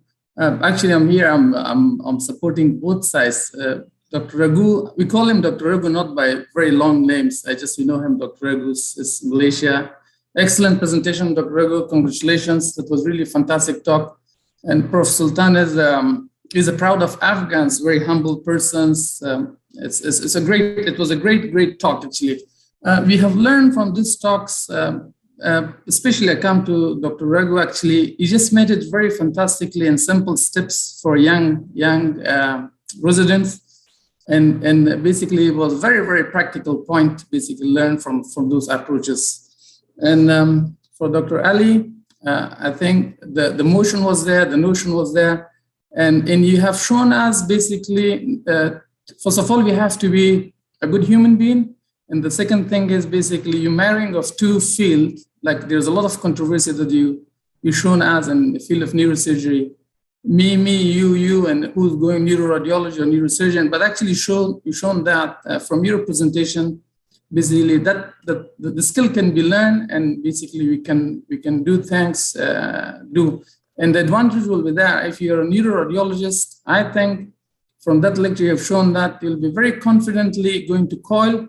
At the same time, so if you're getting any complication, I think you're going to basically tackle the complication. I have one question just for Dr. Raghu actually shown that. I think there's a lot of young surgeons and residents sitting here. The last case you shown this 52-year-old lady with a huge tumor, the 52. So she was almost lost all of his visions and she was 52.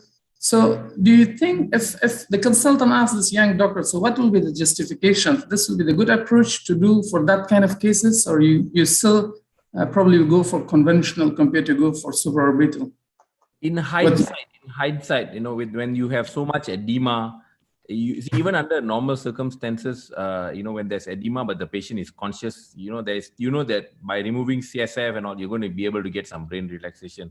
But in a case like this, where the patient is already, the GCS is not full and she's been, unwell for a while, I would go for a conventional approach, because one thing we have to appreciate with any MIS or any approach is knowing that you can't just apply it like a hammer and a nail. You just want to use that approach for everything. So honestly, I would use a larger approach. Echoing what Dr. Sultan said, we have to be, flexible. And we, not just keep drudging on. So that was a lesson that I wanted to share. Because I felt that, perhaps at that time I was overzealous and I wanted to utilize this approach and prove it that I could do it. And and then I look back, and there was deficit. She took time to recover. So thank you for bringing that point up, Dr. Javed. I would say conventional approach would be better. Thank you. Thank you very much. Excellent talk. Congratulations. Thank you. Thank you very much, Dr. Javed. Anybody has any other question? I can see Dr. Claudia raising hand again. Dr. Yusra, please go ahead, ask your question. Okay, I have two more questions that I forgot. I promise they are the last two questions. The first question is about the supraorbital approach. Do you feel comfortable about the vascular control in vascular cases? I'm talking about clipping aneurysm. So usually for anterior cerebral artery aneurysms, you are able to get a fair length of the proximal part of the A1 with this approach. So usually you are able to get the proximal control. Important thing is you have to have the clip applicator, the tubular clip applicator. That's important because when you're dealing with a small corridor, if you don't have the clip applicator, you're going to have a problem. But yeah, I think with anterior cerebral artery aneurysms and sometimes MCAs, you can get proximal control. Okay, and the second question is, do you think it's possible to do the whole anterior clinoidectomy through this approach? I think one of the reasons when you don't use this approach is when you think the aneurysm requires an anterior clinoidectomy, because you are not able to visualize, that posterior inferior portion. So I would think if you need to do a clinoidectomy, if it's a low-lying or a paraophthalmic aneurysm, or the part of the neck is, inferiorly located, you should use a standard therional or a mini therional for that matter, for this purpose. Okay, but to free the optic nerve, you think that is enough cutting the falciform ligament?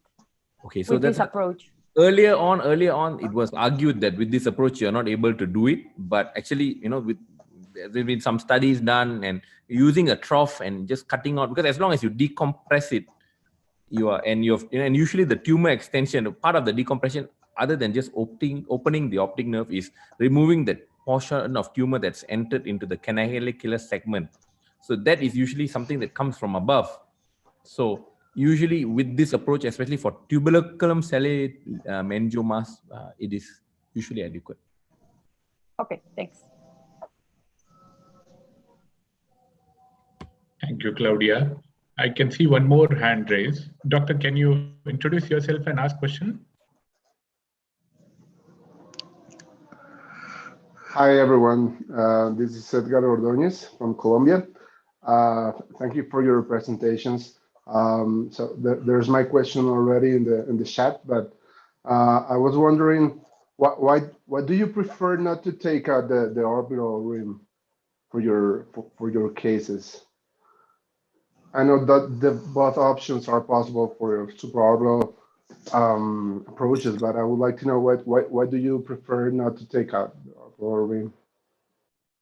So the removal of the orbital rim essentially is to provide you a clearer trajectory to the inside, right?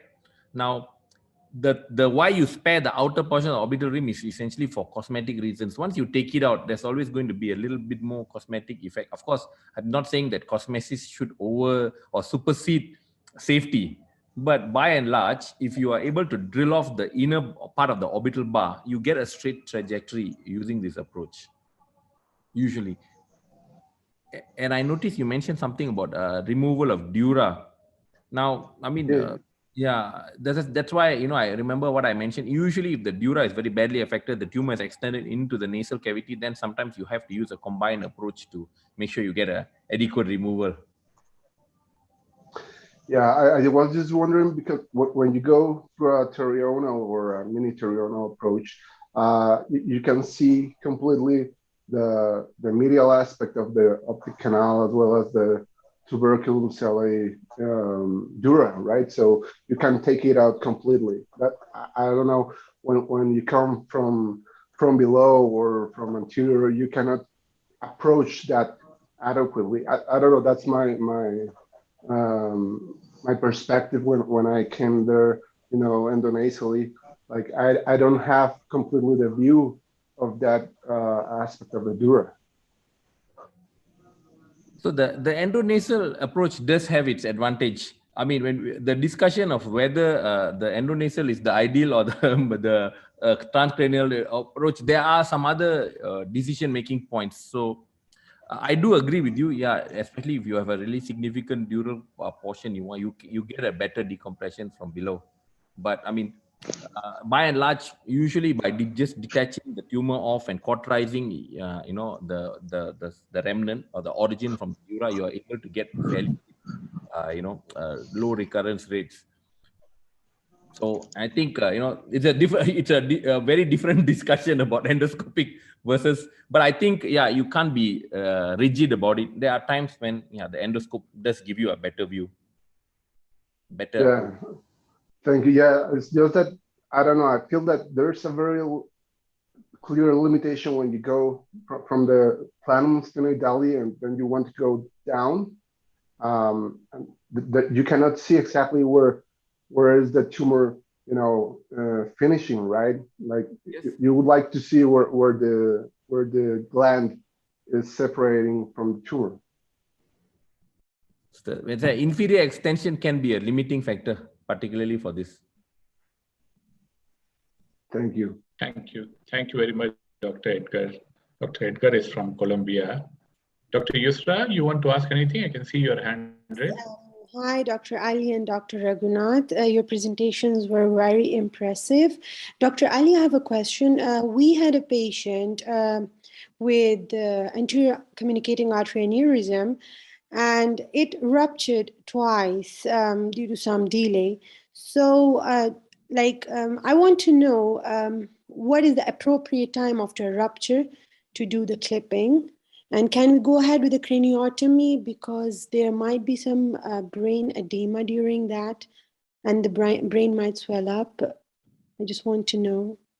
Yes, I think this is sort of a, thank you for your question. I think this is a historical question, meaning some of the original work that was done with Cassell and so forth regarding timing of surgery. And before there was endovascular and so forth, the surgeries were delayed, especially depending on the Hunt-Hess grade. The Hunt-Hess grading system, as you know, going from 1 to 5, is a judgment of the sensorium, meaning you go from no headache to bad headache to stuporous to comatose and so forth.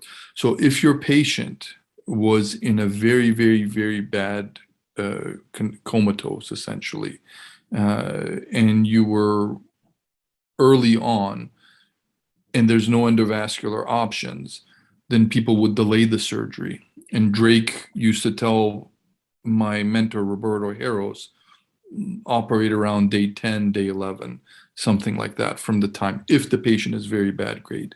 Yeah, the patient was initially in a bad situation, but can we use EVD in such a situation? Yes, but EVD doesn't necessarily bring, first of all, if I could ask you a question, did you have endovascular options or no? We did not. You did not. So then Drake used to talk about the red angry brain, right? Meaning that because it's a very bad Hunt-Hess grading, if you remove the bone, there's a lot of, and those patients didn't do as well unless you waited till day 10 and then operated on them. Now, because there's endovascular, people are operating early. The times that ventriculostomies help is when there's hydrocephalus, and that's what's causing the bad grade. So you put a ventriculostomy and the patient wakes up, that's not a bad grade patient. So I think before endovascular was invented, people on bad grade patients that did not improve from, and they were bad grade because of the hemorrhage, not because hydrocephalus or a big clot or a seizure, they would wait until the brain relaxes. They would take the risk of, like I said, 4% in the first day, 1% each additional day, and wait till the day about 10, 11 to operate. Endovascular has taken that waiting game away, but that's where Amicar was used to prevent re-rupture. That's even when I started residency, on patients that had very bad grade hemorrhages, we would actually wait for a number of days until the brain started to relax a little bit. And sorry to interrupt. And how do we know when we are, like, for how many days do we wait, and how do we know the brain is relaxed? Like through the serial scans? Like I said, the traditional time was day 10 and on. And the reason for that is enough time for the brain to relax, but also you're passing the highest time of vasospasm. There's been a lot of classic literature showing that if you operate on patients from day 3 to day 12 or so during vasospasm time, the prognosis is worse. And around day 10, day 11 is when people would operate on bad grade patients when there was no endovascular around. Thank you so much. That was really helpful. Of course. Thank you very much, Dr. Yusra. Dr. Yusra is from Pakistan, and I think she's into her 3rd year training. Aren't you, Dr. Yusra? Okay, thank you very much. You can see one more hand raised, Dr. Rehana. She's from Afghanistan. She's the female neurosurgeon young female neurosurgeon from Afghanistan. Nice to have you, Dr. Rehana. Can you please ask a question? Hello, assalamu alaikum to everyone.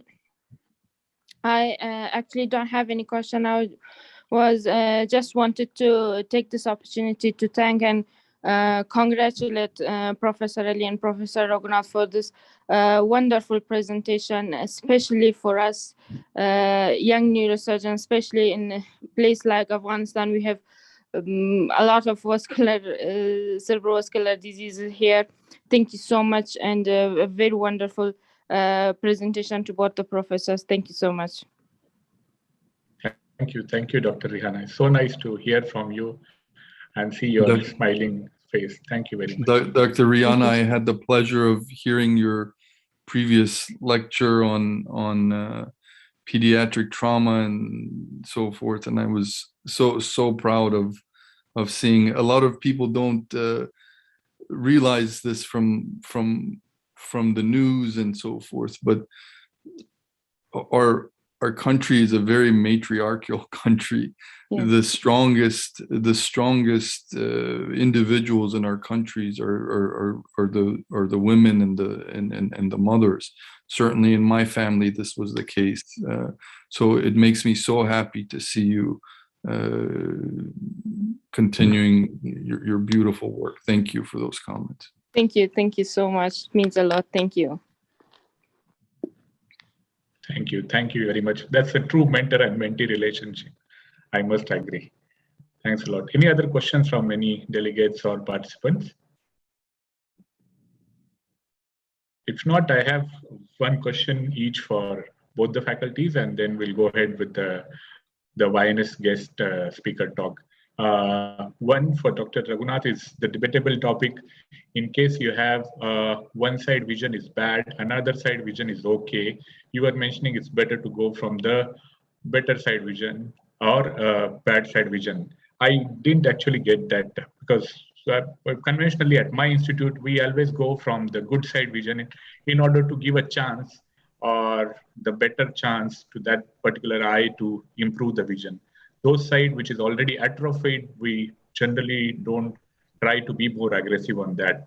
That's a question for you. And for Professor Ali Sultan, that's a wonderful device. You showed a very good animation of that balloon kind of device for the basilar tip aneurysm. Can you tell us more about that device? I mean, that is not actually available at my center. If it is available, all the basilar top aneurysm are going to be very easy with that particular thing. So first, doctor, anybody who wants to take the question first. Maybe I'll just take the visual. Thank you, Sachin, for that question. Now, I mean, I think what you're saying sounds very logical. You know, you want to save the one that's okay, so you come from the affected side. Now the thing is, when you have a large tumor affecting both the nerves, and one is definitely worse off, and you want to trying to salvage them, so it's easier to decompress the contralateral side safely. That's the whole argument. So basically, that's why you come from the affected side. I mean, why would it be easier to decompress the contralateral? Because the ipsilateral is closer to me. I find it. No, I agree. But the angle you're sort of looking at, Okay. And of course, there is also a factor where that tumors are not always symmetrical.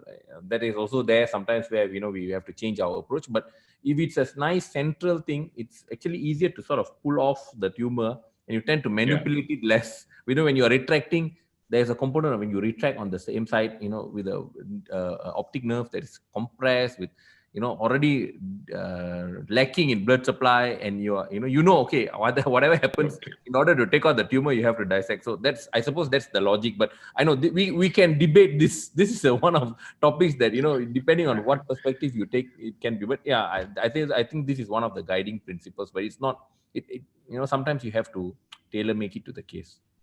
Do you regularly give methyl penicillin or some sort of a steroid when you are handling the optic nerve? Not so much steroids. I did say sometimes, you know, when you are handling the optic nerve, and, you know, if those little perforators sort of go into some spasm, I have sometimes given papaverine into the field. Yes, I do that sometimes. Thank you very much, Professor. And Dr. Sultan, can you please mention about that balloon device for basilar deep aneurysm? Yes, yeah, here you go. I was trying to pull up a video of a procedure, but it's essentially a device that goes in, collapsed inside this catheter, and the way you do it, it's a flow diverter. So if you actually see the mesh, it comes collapsed. This is the catheter going in. The device comes collapsed, and as soon as it opens, it takes the shape of the vessel. But you have to, it takes the shape of the aneurysm. The way you size it is, it works on this principle where you put a device that is larger. So if here to here measured 4 millimeters, you would use a 6 millimeter, so that the device is pushing against this wall, and then so you kind of squeeze it in. And you see the braiding system, it's braided so that when blood comes in, it acting like a flow diverter. So it's in the perfect aneurysm, it's a quick solution. Treat of Vascular in 16 minutes. But if the morphology of the aneurysm isn't perfect, then it can become challenging. So I put these in aneurysms when it first came out, but now I'm seeing that some aneurysms are recurring as a result of this device. The other thing that you have to remember is that these devices can cost a lot of money. This little thing that is the size of a $16,000. So it's good in the sense that it's an innovative process and the right thing. And just like the first of everything, hopefully there will be iterations of it that are better and cheaper, so that it can help people around the world and not, just in places that can afford it. But it's a step in the right direction. But would it be correct? Please go ahead. Yeah, the one thing that I appreciated about Dr. Rago that was talking is this: he's talking about the supraorbital approach, right? And he's talking about applying this when he started to everything, right? But then he tells you that this is not the right thing for this. This is intellectual honesty. It's the most beautiful thing that I learned from my mentor. Because for the young people, it's very easy to say, oh yeah, look at this, I can do this, and this is the newest device, and this is the coolest procedure. And the young minds believe, right? So it's very, very important to do what he did, right? So in the same context, yes, this is a cool device and it's new, but it has problems. It's good for very specific things, but these are the problems that go with it. Intellectual honesty is it takes an advanced person to think that way with a good heart. So I loved his answer to Dr. Joey. Thank you. Thank you very much, Professor. But would it be correct to say that this particular device is basically for the narrow neck basilar tip aneurysm, the wide neck basilar tip aneurysm, it would just fall into the bifurcation, or you will have to sort of like set it with some stent or something? No, the sole purpose of this is that it is for wide neck aneurysm. Remember when I told you that you have to oversize it? So if the lateral portion of the aneurysm is 4 millimeter, you put 6 millimeter, it holds on to the walls. So it doesn't let go and it doesn't fall away. It's specifically meant for wide neck aneurysms. And if you're not intellectually honest, right, and you go to these talks and you listen to the French school and this and that, people are using this for MCA aneurysms, for all these aneurysms that are much safer treated with a clip than something like this, right? So people learn a new technology and they say this is the solution because it's what gives them a name. Like, hey, I can put this in an MCA now, right? So now they become the guy that is known for doing something, right? It's not correct. So it's being used everywhere, but it's not the final solution to everything. Thank you. Thank you very much, Professor. If there are no other further questions, then I think it's a time we'll go ahead with our last talk, that is the YNS speaker of the day. And with very pride, I am proud to announce or to introduce our next speaker of YNS speaker of the day, Dr. Nujerling Vargas Santana. She is basically from Dominican Republic, and she's done her neurosurgery residency from Venezuela. And at the moment, she's doing her advanced clinical fellowship in skull-based surgery and neuroendoscopy at GK University Hospital, Tokyo, Japan. And she's going to talk with us about the suturing skull-based reconstruction after endoscopy endonasal surgery. Over to you, Dr. Nujerling. You can share your screen and start your presentation. Yes. Okay. Sorry.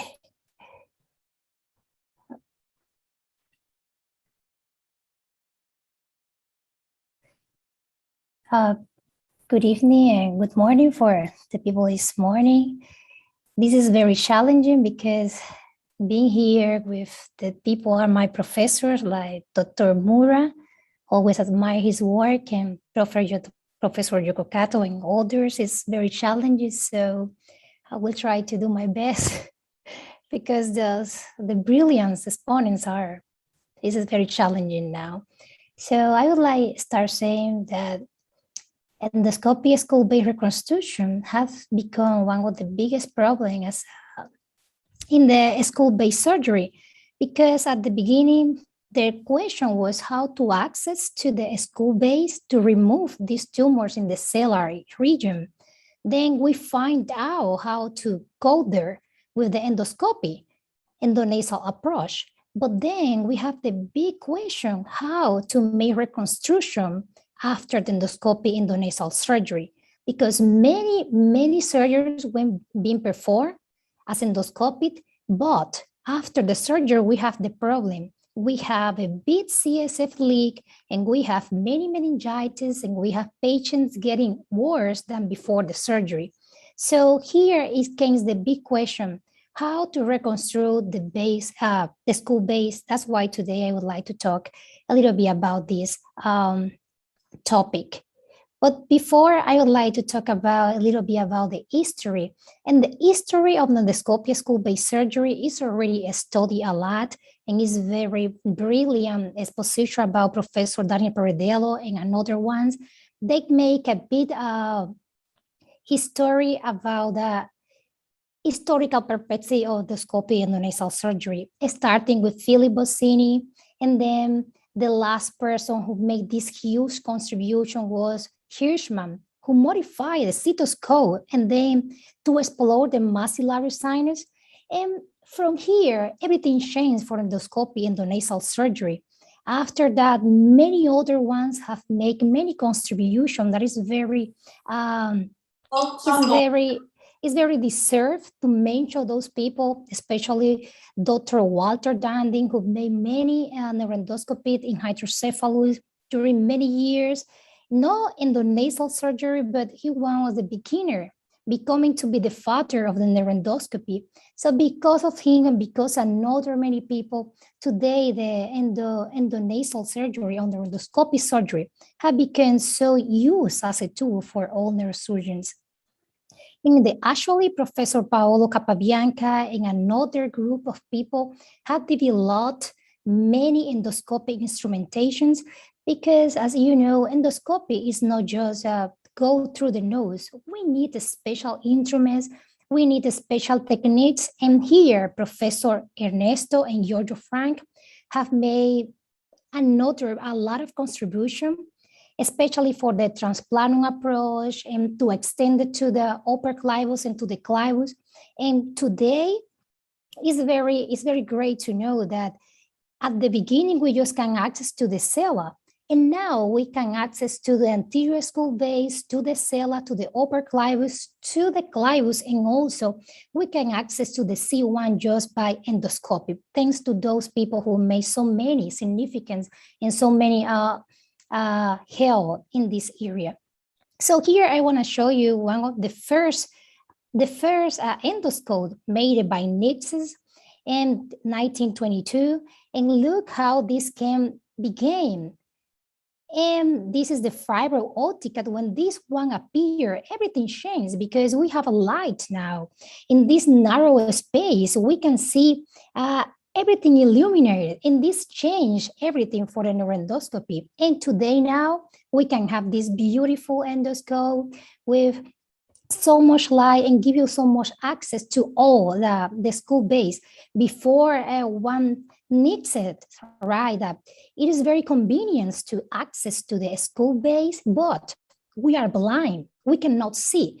But now I'm sure he will be alive, he will be very delighted to know that the skull base is not dark anymore, that we can access very confidently and to know and to see everything very well and very clearly. So for doing endoscopy as another approach, it's very important to know the neurosurgical anatomy of the sphenoid sinus and the sellar floor for endoscopy endonasal surgery. And this is very well described as by Professor Wem and Dr. Roton Jr. It has been very important for young neurosurgeons as us to learn about the anatomy. Sometimes we don't think a lot about this, but a small, narrow place, very small way to work needs to know a lot of microsurgical anatomy. This is one of the most important things, and many people already have described a lot about this statement. And they already have described about the anatomy landmarks. And it's very important for us to know all of this at the moment to perform an endonasal approach, especially to know where is the optic nerve, where is the otireceptor carotid, the clivus, the sella, where to find the upper intercavernous sinus superior and the inferior one.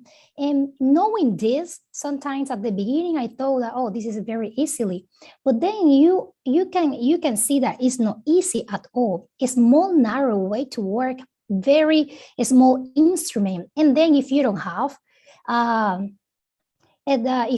robotic arm, so you have to learn to work with somebody holding the endoscope, especially in undeveloped countries. We have to face this. We have to work with 4 hands, somebody holding the endoscope, and then the neurosurgeon doing the approach. So then at the first I said, oh, this is very easy. And then this becomes very difficult because we have to learn to work together in the very small place. And we have always to be aware about the midline. Why is so important the anatomic landmarks? Because the midline gives us the nuance to know where we are. Because even some people can think this is very secure surgery, but also in inappropriate hands, it can be very dangerous. Because if you can see here, we have the internal carotid artery. And any movement or more drilling, or if we are not in the middle line, we can make a huge injury. And sometimes in such a narrow space, it's very difficult to control the bleeding, even though it is possible. But we can know that it's very challenging to have an injury of the internal carotid artery. And also we have the optic nerve. If we are not in the midline and we maybe think we are in the midline, maybe if we can drilling or using any instrument, we can make some injuries. So even for the position, it's very difficult to make the reconstruction, because you can see we are seeing this in perpendicular view. So one of the challenging, not just for the surgery, also for the reconstruction, is the position of the skull base, especially anterior skull base. So this is very important for everybody, especially for us young neurosurgeons. We have to take a lot of nuance about the landmarks, about to be very related in cadavers or anatomic models about the internal structures. Those structures will give us the way where to go and how to proceed. And we have to know that no all anatomies are the same. So many patients have so many different anatomies, but if we know what is normal anatomy, we're going to know when something is not right or something is not normal. And from there, we can take a better decision. So because of this, before, okay, now we can access to the skull base, and we can access to the cella, we can access to the anterior skull base. But now we have this problem. We have CSF leak. So Esposito and other ones make the CSF leak grading system. This grading system was made because of the after surgery, endoscopic surgery, many patients were leaking through the nose. So they make a huge study and they graded from 0 to 3. So the series, there's an Acns by basal maneuver, and the grade 3, larger cerebrospinal fluid leak. And this was the challenge. How are we going to face this problem? So then they also make the cellular reconstruction method. So from 0 to 3, and they also made some suggested how we can repair the cell. So we've been using many things. We've been using puff, we've been using fat, we will be using, and most of this thing was not enough. Was not enough, and still the patient continue leaking. So this why these 5 methods became very famous. The first one was the pedicle nasoseptal flat. The second one was the Gatzel-Seal technique. The third one was the Belayer bottom technique, and then the 3F technique, and then the suturing technique. All these methods were very studied, looking the solution for the CSF leak. So in 2006, HADA in collaborations find the new answer to the problem for the CSF leak. So this was a huge and important discovery, because at the beginning, when they expose this solution, this became to be very important and very useful tool for reconstruct the skull base. So, and the most important, they were aware, taking care about the vascularization of the nasoseptal flat. This was the answer to many prayers in talking about surgeries. But there was a problem. This was not enough, even though many studies have demonstrated that the fistulas in the first time, like Haddad, Kazan, and many others, very big researchers and with a big group of patients, they demonstrate that using nasoseptal flat, the CSF leak was very decreasing. At the beginning, some issues, but then from 44 cases, just 2. From 55 cases, just 8. But still, we have the problem. We have CSF leak. So we continue looking more. And then we found out that with the nasoseptal flat, we can have some necrosis, nasal crushing, nasal obstruction, septal perforations. So as another approach, this was the answer, but then this has also question. So we continue looking for another technique. And then we have the gasket seal technique published by Garcia Navarro in 2013. And he recommended to use fat placed in the defect, and then we can use a layer of the fascia lata or another tissue, and then the nasoceptal flat. So this technique gives a lot of answer, because now it's not just nasoceptal flat. Now we are using a combined technique to close and to repair the defect. And this technique was very convenient and it was very useful. But then we have some reports that still we can have CSF leak even using this one. So then we move to the Belayer button technique. And this was described by Lundebo in 2010. And he said, okay, we have the defect. So we're going to correct the defect with fascia lata. So we're going to take 2 layers of fascia lata, and then we're going to use one first, put it inside, use some bio-glue or some glue, and then we're going to suture the another one. So the other layer. So first, the first layer, just put in there, and then the second layer will be suturing.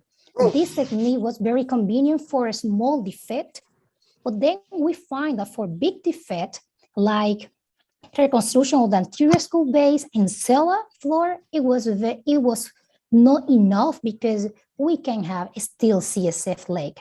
So then the 3F technique was a very brilliant, like the other ones made by Dr. Caballo and collaborators. They make like the combination of the nasoceptal flat, the combination of the gasket seal and the double layer technique.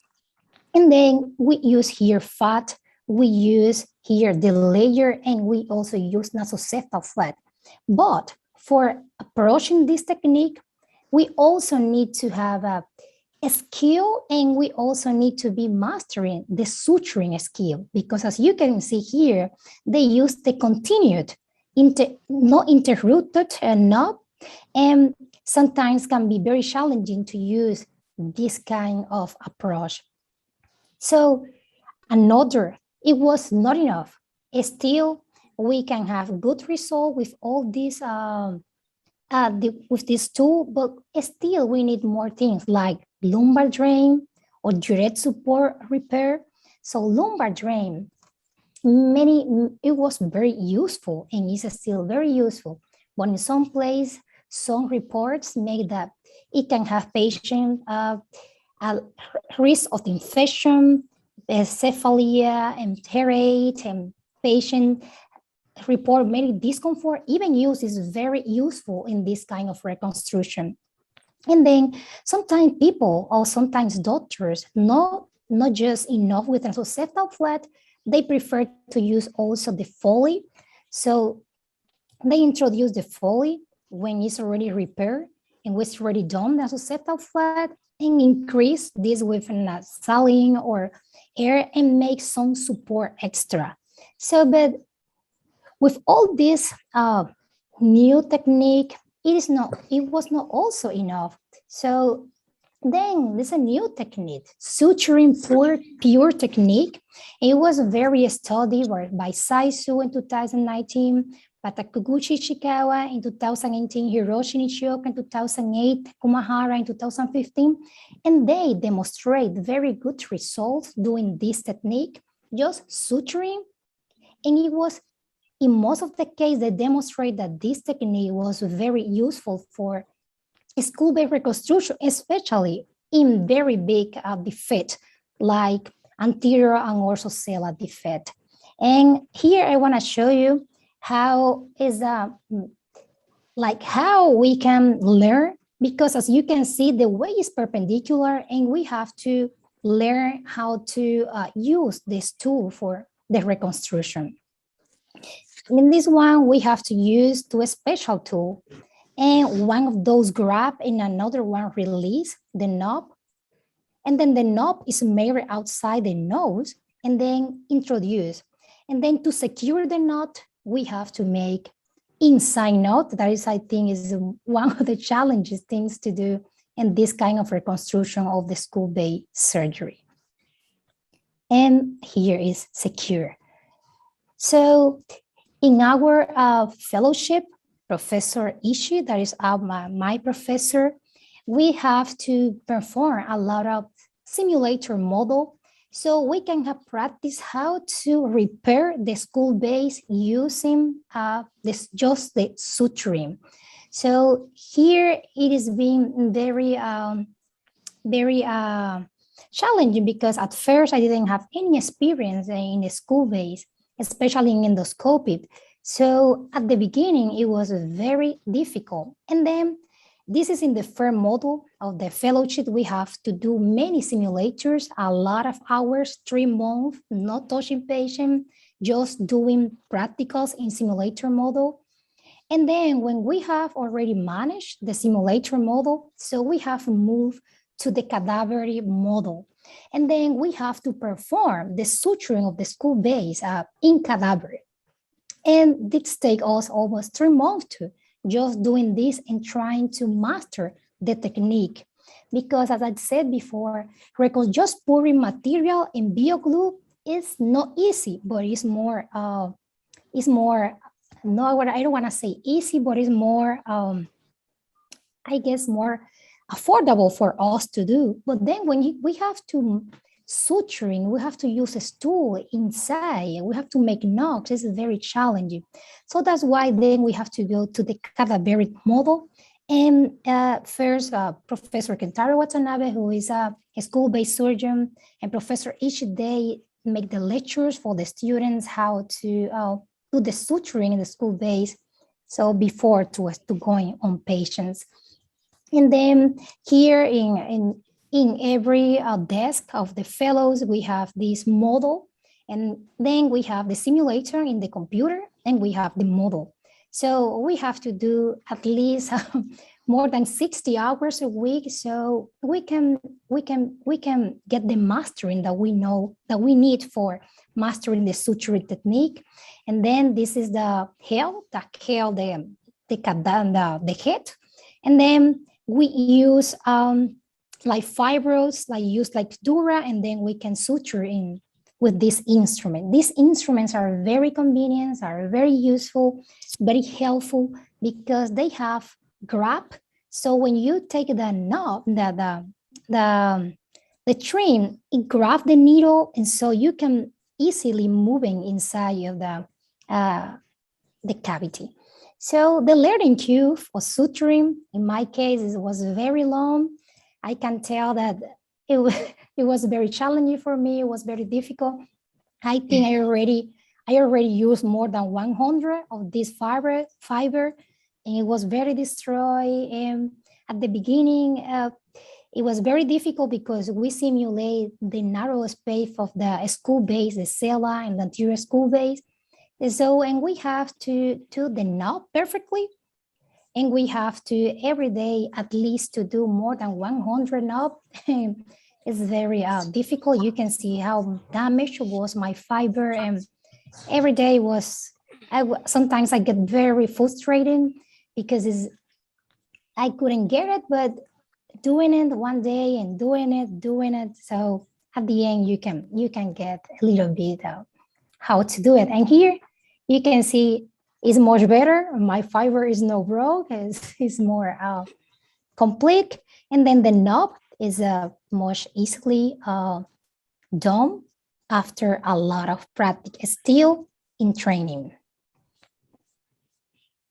And okay, here is the knob.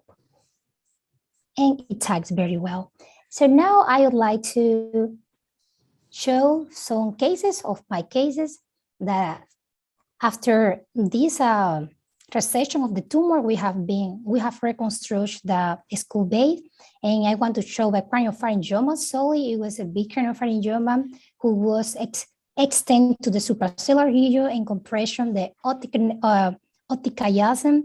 As you can see here, it was totally suprasellar. So we decided to go endonasal skull-based surgery. And we open not just the cella, as you can see, we also open the anterior or skull base. You can see here the optic chiasm, optic nerve, and the stalk of the pituitary. And you can see here how big is the defect, and the dura most of the time is coagulate. Here we are taking all the tumor, trying to take the tumor, taking very carefully the optic chiasm. Sometimes it's a little bit difficult because of the stalk, as you can see, is a little bit in the middle. And here you can see we are taking whole the tumor here. And you can see, I want you to see the defect, how big is the defect. So we continue very carefully, very gently, taking the tumor. And tumor is totally removed. So now we make the last view. We can see there's no bleeding. We can see there's no left tumor. And we have this defect. So now how are we going to reconstruct this defect? So we use fascial lata and direct suturing. So first we're going to approximate the dura, the left dura, and then we're going to go with the fascial lata here. We can see we are making reconstruction from the anterior skull base until this cellar. So, and our technique is no continuous sutures. And this is the final result, totally covered. Totally covered. And so we put back the bone. So the reconstruction is totally made. And in this case, we didn't use the nasoseptal flat. So in the next case is a female, 46 years old, with progressive visual deficit. And you can see here she have a 60 craniopharyngioma, supracellular extension, and we did the same approach. We went on from anterior skull base approach, and now we are doing the suturing of the intercavernous sinus. And here you can see as we're going to open the anterior skull base and also upper off to the cella. So here we continue doing the dissection of the tumor. We're grabbing the tumor, making separation from the optic nerve. As you can see, it's very, very attached. But this takes a long hours, especially in this kind of craniopharyngioma that you know is very attached to all this vascular structure and to the optic nerve. So you can see here, we take all the tumor is released. And after that, we start with the reconstruction. We take fascial lata and we do double seal technique. We use one lay and then we put the other lay in. So you can see how we're making the reconstruction. And this is the last view. Here you can see it's totally reconstruction and the suturings are interrupted suturing. And then we go into another case. It's a large pituitary adenoma, masculine, 74 years old with visual deficit. And we perform endoscopy endonasal approach extended to the anterior skull base.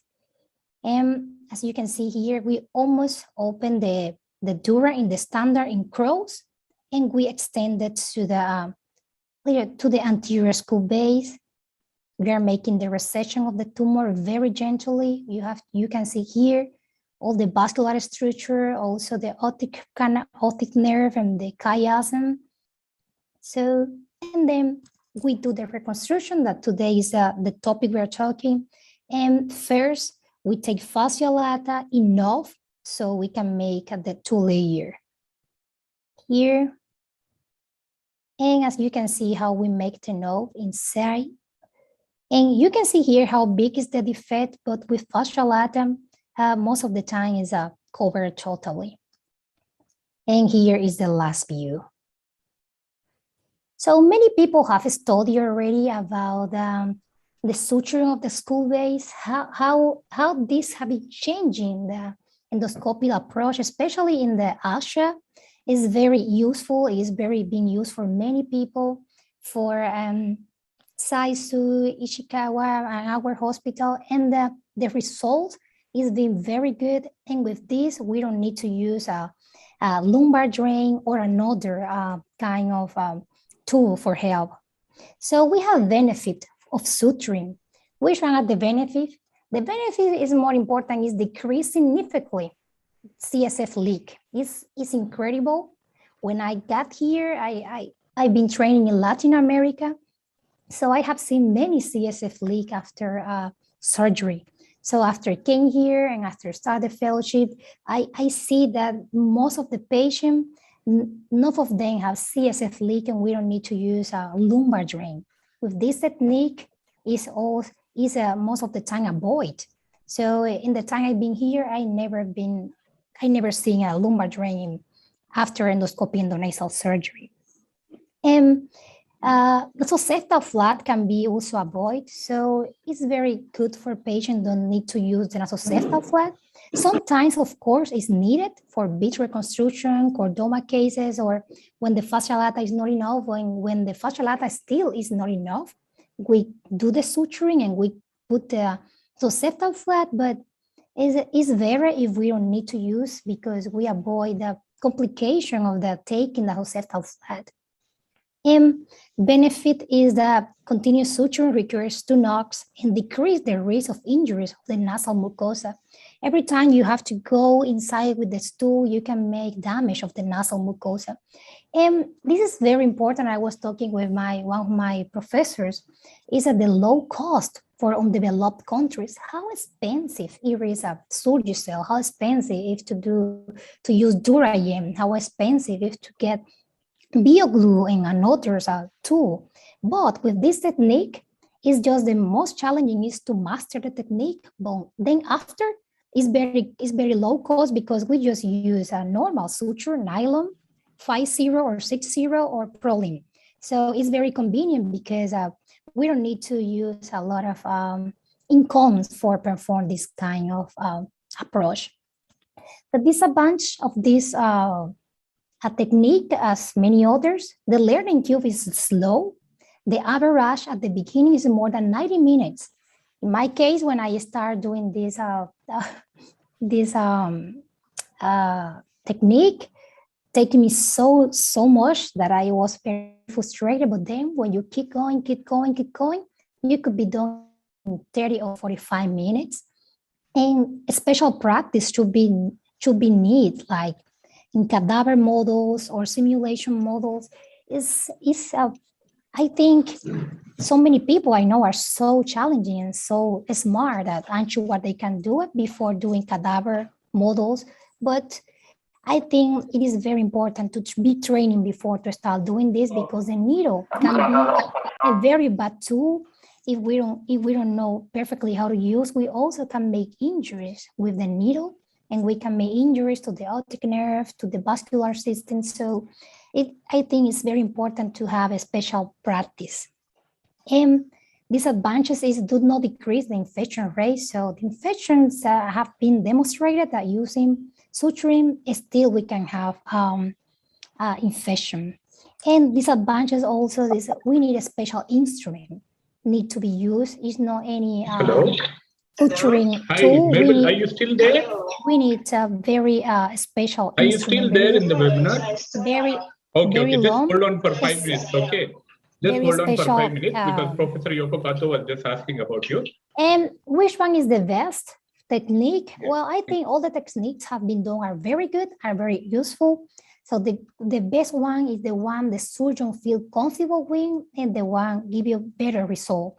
If you have very good results doing what you are doing, it's good, but always we have to be open to learn a new technique and to know that what is the best for the patient.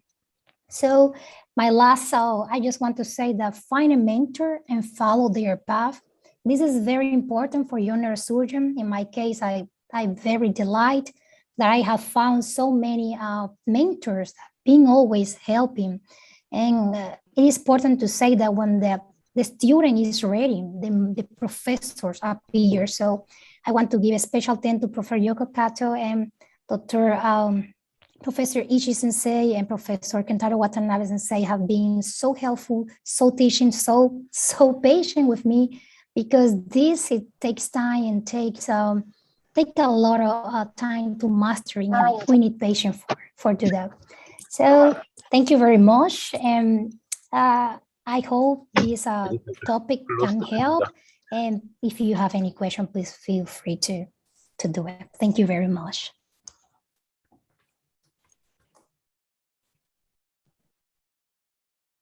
Thank you very much, Ujerling. It was a very, very excellent presentation, and your English is very, very good. It was so pleasant to hear your talk. You have very neatly mentioned all the different techniques of reconstruction of the skull base. May I ask Professor George Mura to say a few words about the reconstruction of skull base technique? Yes, of course. Congratulations, felicitaciones. Gracias. I'm going to speak in Spanish a little bit, and after that I talk in English, okay? Felicitaciones, muy buena presentación, muy bien hecha, muy ilustrativa. Creo que debe sentirse orgullosa de lo que está mostrando. Y creo que no tiene nada que ver lo de ser subdesarrollado o de ser más barato. Esto es mejor. Así de simple. Algo que requiere una sutura, que es lo mismo que hacemos en la convexidad, es mucho mejor que hacer el flap. El flap siempre va a tener mucho más complicación de hacerlo. Así que felicitaciones. Congratulations, was a very good lecture about the technique. I said to her that the suture is a very good technique. It's very hard to do. You need to have a very, very good technique, but she shows that it was very good in order to get a watertight or near watertight suture. And you think about this, and even the possibility of combination with the nasoseptal flap or the modified different techniques that the endoscopy surgeons have for the clivus and everything. I think the rate of CSF leak will be really go down in these cases. That the main goal of the surgery, because taking out the tumor is not the only goal. The goal as well is prevent the CSF leak. And then congratulations, and I want to say that I am the president of my society since this Friday, 2 days ago, and Sashina, I will give you the list of my young neurosurgeons in order to today participate in these sessions that are really, really good. I think the future is in the young people, and then we have to invest in you in order to keep the neurosurgery alive. Congratulations for everything. Thank you.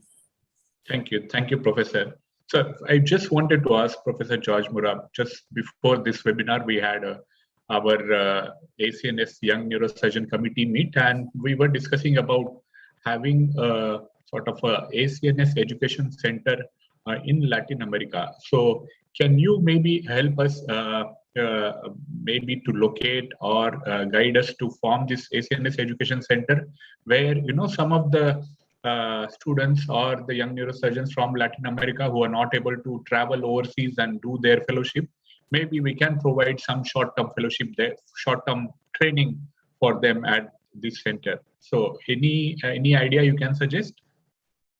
Of course. I am involved as well as in the Latin American Federation of Neurosurgery, that are all the countries in South America, Central America, and even in the United States.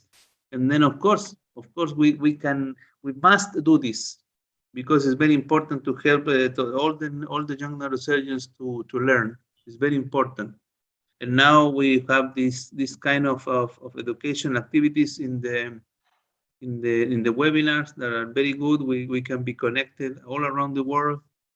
It's difficult because of the hours sometimes, but if you make an effort, we can be all together. And I think that we have to invest in this. The first thing I think is the most important is have a list of all the neurosurgeons. I think neurosurgeons last 40 years old. You have to know how much you have, and what the main interest of the surgeons, maybe spine, maybe skull base, maybe vascular, we don't know. And then it's very important to know that everything, the interest, and share the knowledge. That is the key to success. I completely agree. Thank you, Professor. I'll talk about this ACNS Center to you over the emails. I'll send you the details of what is the qualification of the ACNS centers, and then we can take it from there. And I would wait for your mail to get the list of the young neurosurgeons from Chile, so they can participate in this webinar. Thank you very much for joining us with us today. Dr. Raghu Kandasamy is still there. Since he is an endoscopic surgeon, I would request to say a few words or few comments of presentation of Dr. Nujerling. I think he wanted to go in between. Hi, Dr. Sachin. Sorry, I'm running back to the hospital to see a case. But anyway, I mean, I was listening to that presentation, a really beautiful presentation that you made, and I do agree. Endoscopic suturing, I was also trained in Japan. So, yeah, in Tokyo, in Toranomon. So, yes, really? that's one of the Close to important JK. skills that we were taught how to do. And yeah, it saves a lot of time, especially when you're doing extended endoscopic work, you know, with a good interrupted sutures, right? But you need the right instruments to do this. You need the right instruments, the angle needle holder, without which it becomes very challenging. But yes, and once you learn that, and you need a knot pusher, which pushes the knot from outside in. With these two instruments, I would say it's a very good and important skill, and bravo for a good presentation. Thank you, Professor. I very agree. The instruments are very needed, very, very needed, but it's a very expensive, but it's a worth it to get it. It's very worth it. Thank you, Professor Raghu, for being with us while you're running on the way to the hospital. Thanks a lot for joining today. You've been very encouraging to young neurosurgeons today. May I request Dr. Ali Sultan to say a few words about this endoscopic skull-based suturing technique and some comments for Dr. Nujerling. I thought the presentation was beautiful. When I used to do pituitary surgeries and some of these approaches in Miami, this was and it's really nice to see and learn. You know, sometimes you think we're here to mentor, but there's so much to learn from the young people and the evolution of how this has come and how there's new techniques. So thank you for that presentation. That was beautiful. I'm sorry, the baby is.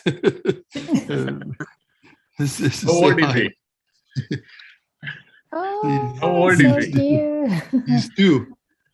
Oh, even mine future Afghani neurosurgeon. But thank you. It was a beautiful, beautiful presentation. Thank you. I learned a lot, actually. Thank you, Professor. It was very, very warm and nice to have you today with us. You are truly an inspiring and a mentor for a lot of young neurosurgeons, especially from Afghanistan. Not only from Afghanistan, all this Asia part. Thanks a lot. Thank you, Yar. You've been wonderful to us also. Thank you. Thank you. May I request Professor Pirzat to say a few words? You need to unmute yourself, Professor. Yeah. Thank you very much. Yes. Gracias. ¿Cómo estás? De nada. Muy bien. Thank you very much for a nice presentation. And this is a good lesson for young neurosurgeon. That's practice make perfect. It's good to do on model and cadaver and also go to supervision and then do operation. It's nice lesson for young neurosurgeon. But unfortunately, in Afghanistan, we haven't endoscopic neurosurgery for this. But we have a lot of cases, traumatic leakage of CSF, like Renure or Oture, and also some cases that operated abroad of Afghanistan. I'm coming back with complication like Renure and also recurrent meningitis. We have problem with these cases, and our patients suffering many types of recurrent meningitis and giving some medicine and sometimes doing some things like putting BP shunt and doing lumbar puncture, and this is a big challenge for Afghanistan people. And thank you for a nice presentation. Gracias. De nada. Placer, professor. Yeah, thank you. Thank you. Thank you very much. Anybody has any question or any doubt about the skull reconstruction technique? And she's explained it so nicely. I don't think there's any doubt anybody has. Still, anybody has any question? Anyone wants to know anything? Please feel free to do it. Okay, if not, I have two announcements to make. One is today we have one guest with us. Her name is Dr. Mabel Benson, and she is the first female neurosurgeon in Ghana. She just passed out her degree, and she's the first female neurosurgeon in Ghana. And I have invited her today, and she's been very gracious to come with us. So I would request Dr. Benson to say a few words, and after that I would request Professor Yoko Kato to say a few words to encourage her and encourage neurosurgery in Ghana, and sort of virtually felicitate her since we're not able to reach or meet in personally. Dr. Benson, can you please open up your video and say a few words? So much for this kind note. I'm actually blessed to have my small efforts recognized. I might say that without the guidance and teachings of my consultants, I don't think I would have been able to make it. And I hope all of us younger ones out there will learn from our consultants. And then I think one of the things I took out from this webinar was being open-minded, and it's something that will go along with me as I move on. Thank you so much. Thank you. Thank you, Dr. Benson. You're truly inspiring a lot of females, young neurosurgeons out there to become and take up the neurosurgery. May I request Professor Yoko Kato to say a few words? Thank you. Thank you very much. Thank you very much. I cannot catch your name, but thank you very much for your joining today's our webinar.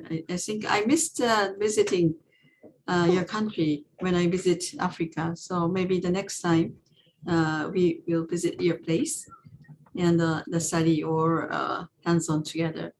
And also we have some committee of the women neurosurgery. We will invite you. I'm honored, Prof. Thank you very much tonight. Thank you very much. Thank you. Thank you. Thank you very much. And the second announcement I wanted to make is about our next webinar. So our webinars are on 2nd and on 4th Sunday, same time, 19:30 Japan Standard Time. So we have one confirmed speaker, that is Professor Akihide Kondo, who is going to talk about surgeries for paraclinoid orbital apex lesion.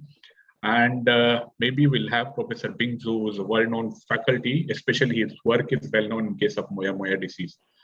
Along with that, I'm trying to plan maybe a virtual endovascular training workshop, maybe around like 30 minutes. We have a faculty from Japan. I'm not sure, I don't guarantee, but I'm in talk with him. So he may sort of, train us virtually. It'll be very difficult, but we can catch up some time and go in our own lab and sort of practice there. So let's see how it works. So that's what. So I think it was a wonderful webinar today. We had two excellent speakers who taught us not only the neurosurgery, a lot of things about life, how to take the life ahead through different situations and achieve an excellence. And one wonderful sort of example of all that is Dr. Nujerling, who's currently training in Japan for the advanced neurosurgery and skull base, and two chairperson, Professor George Mura. I've seen a lot of his presentations earlier also on the neurosurgery TV along with Professor Aibcherian, and he's been very kind enough to join us with there today.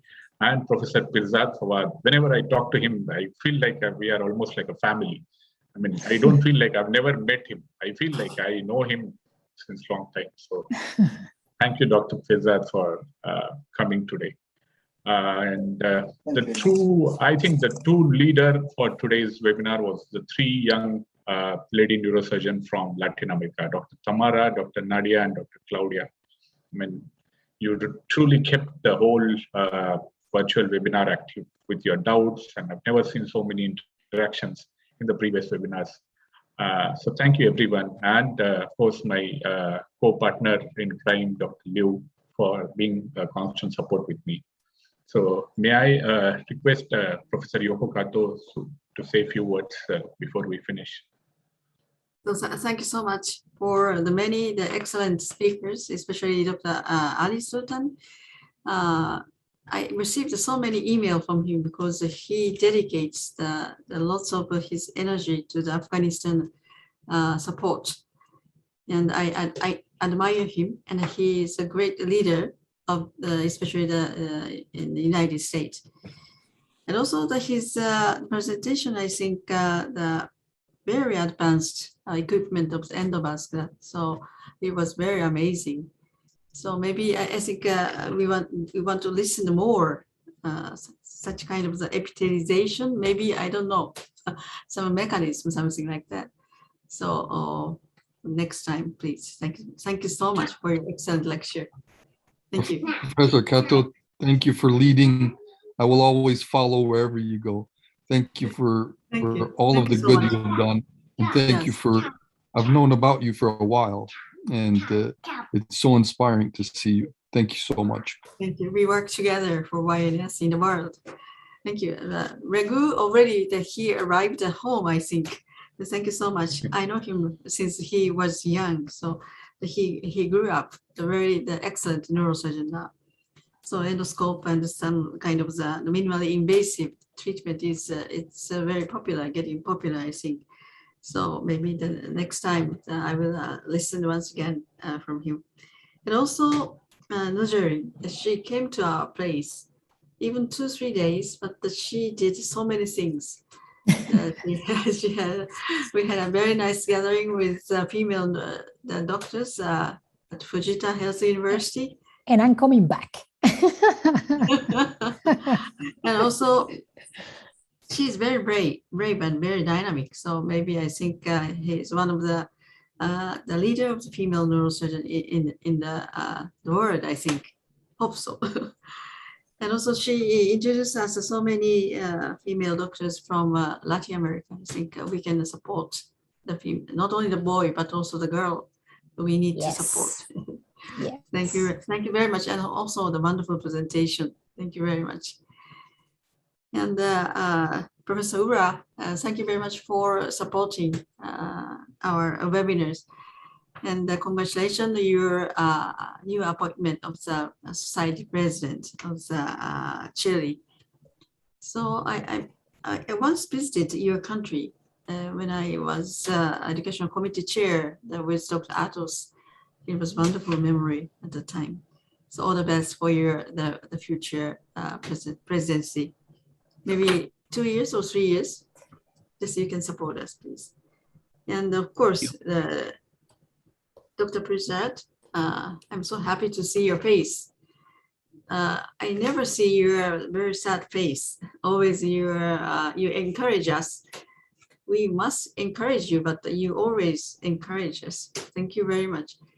So maybe the next time, how we can transfer some equipment to your country safety, I think. So we are planning to donate so many things for your country, I think, in the future. We can communicate by email. Thank you so much. And also the nice ladies, Nadia and Claudio, and one more from Paraguay. So I thank you so much. So because Latin America has so many lady neurosurgeons, when I visited Uruguay, some other countries, I think many lady neurosurgeons are happy working. I was so happy when I gathered them. So please continue your activity more and more, push forward. So I think that today's webinar was very successful, organized by Sachin and Liu. I thank you so much for your effort. Japan is 10:30 now, so almost a time for go to bed, I think. Thank you very much for all of you for joining tonight. Thank you. Thank you very much. Thank you. Thank you. Arigato. Thank you. Arigato Arigato, gozaimasu. arigato. Gracias. Thank you. Oh, Have a nice night. Chen, you are so silent. Yeah. I'm always here. Just tired by the business travel. Yeah. Thank we you, had some Dr. meeting. Chen. Yeah. Thank you so much. I love to see your smile and sunshine face every day. Yeah. How's your situation in your country? Yeah, it's a bit better, but we unfortunately have had explosion yesterday, and you know, in the last week also we have explosion, and unfortunately, but at all it's a bit better, but not too safe. Sorry for that, but we do our best for our people. Yeah, thank you. Thank you. I think the 2022 is coming soon. So I think the pandemic is getting better. So we hope expanding, we can see each other in personal next year, maybe in Japan or somewhere in Asia. And welcome to Shanghai, to our hometown. Okay. Thank you, Chen. Thank you so much. Thank you. You can teach us. Yeah. Oh no. We teach each other. Subject.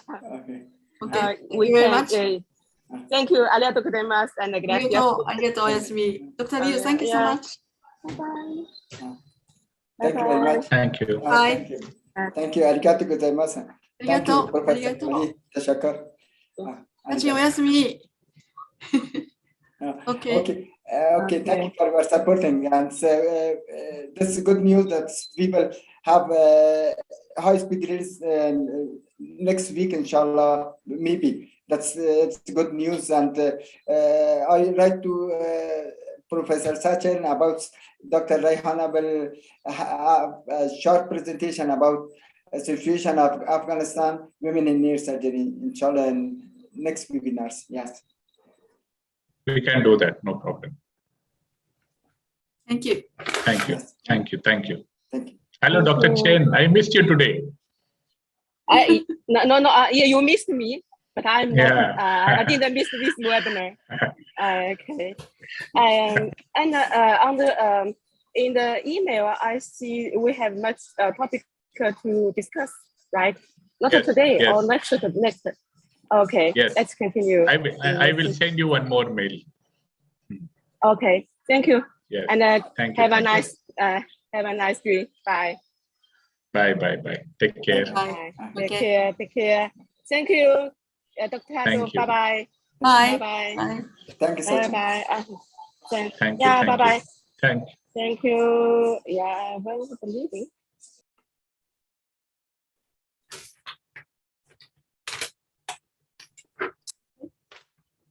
Thank you.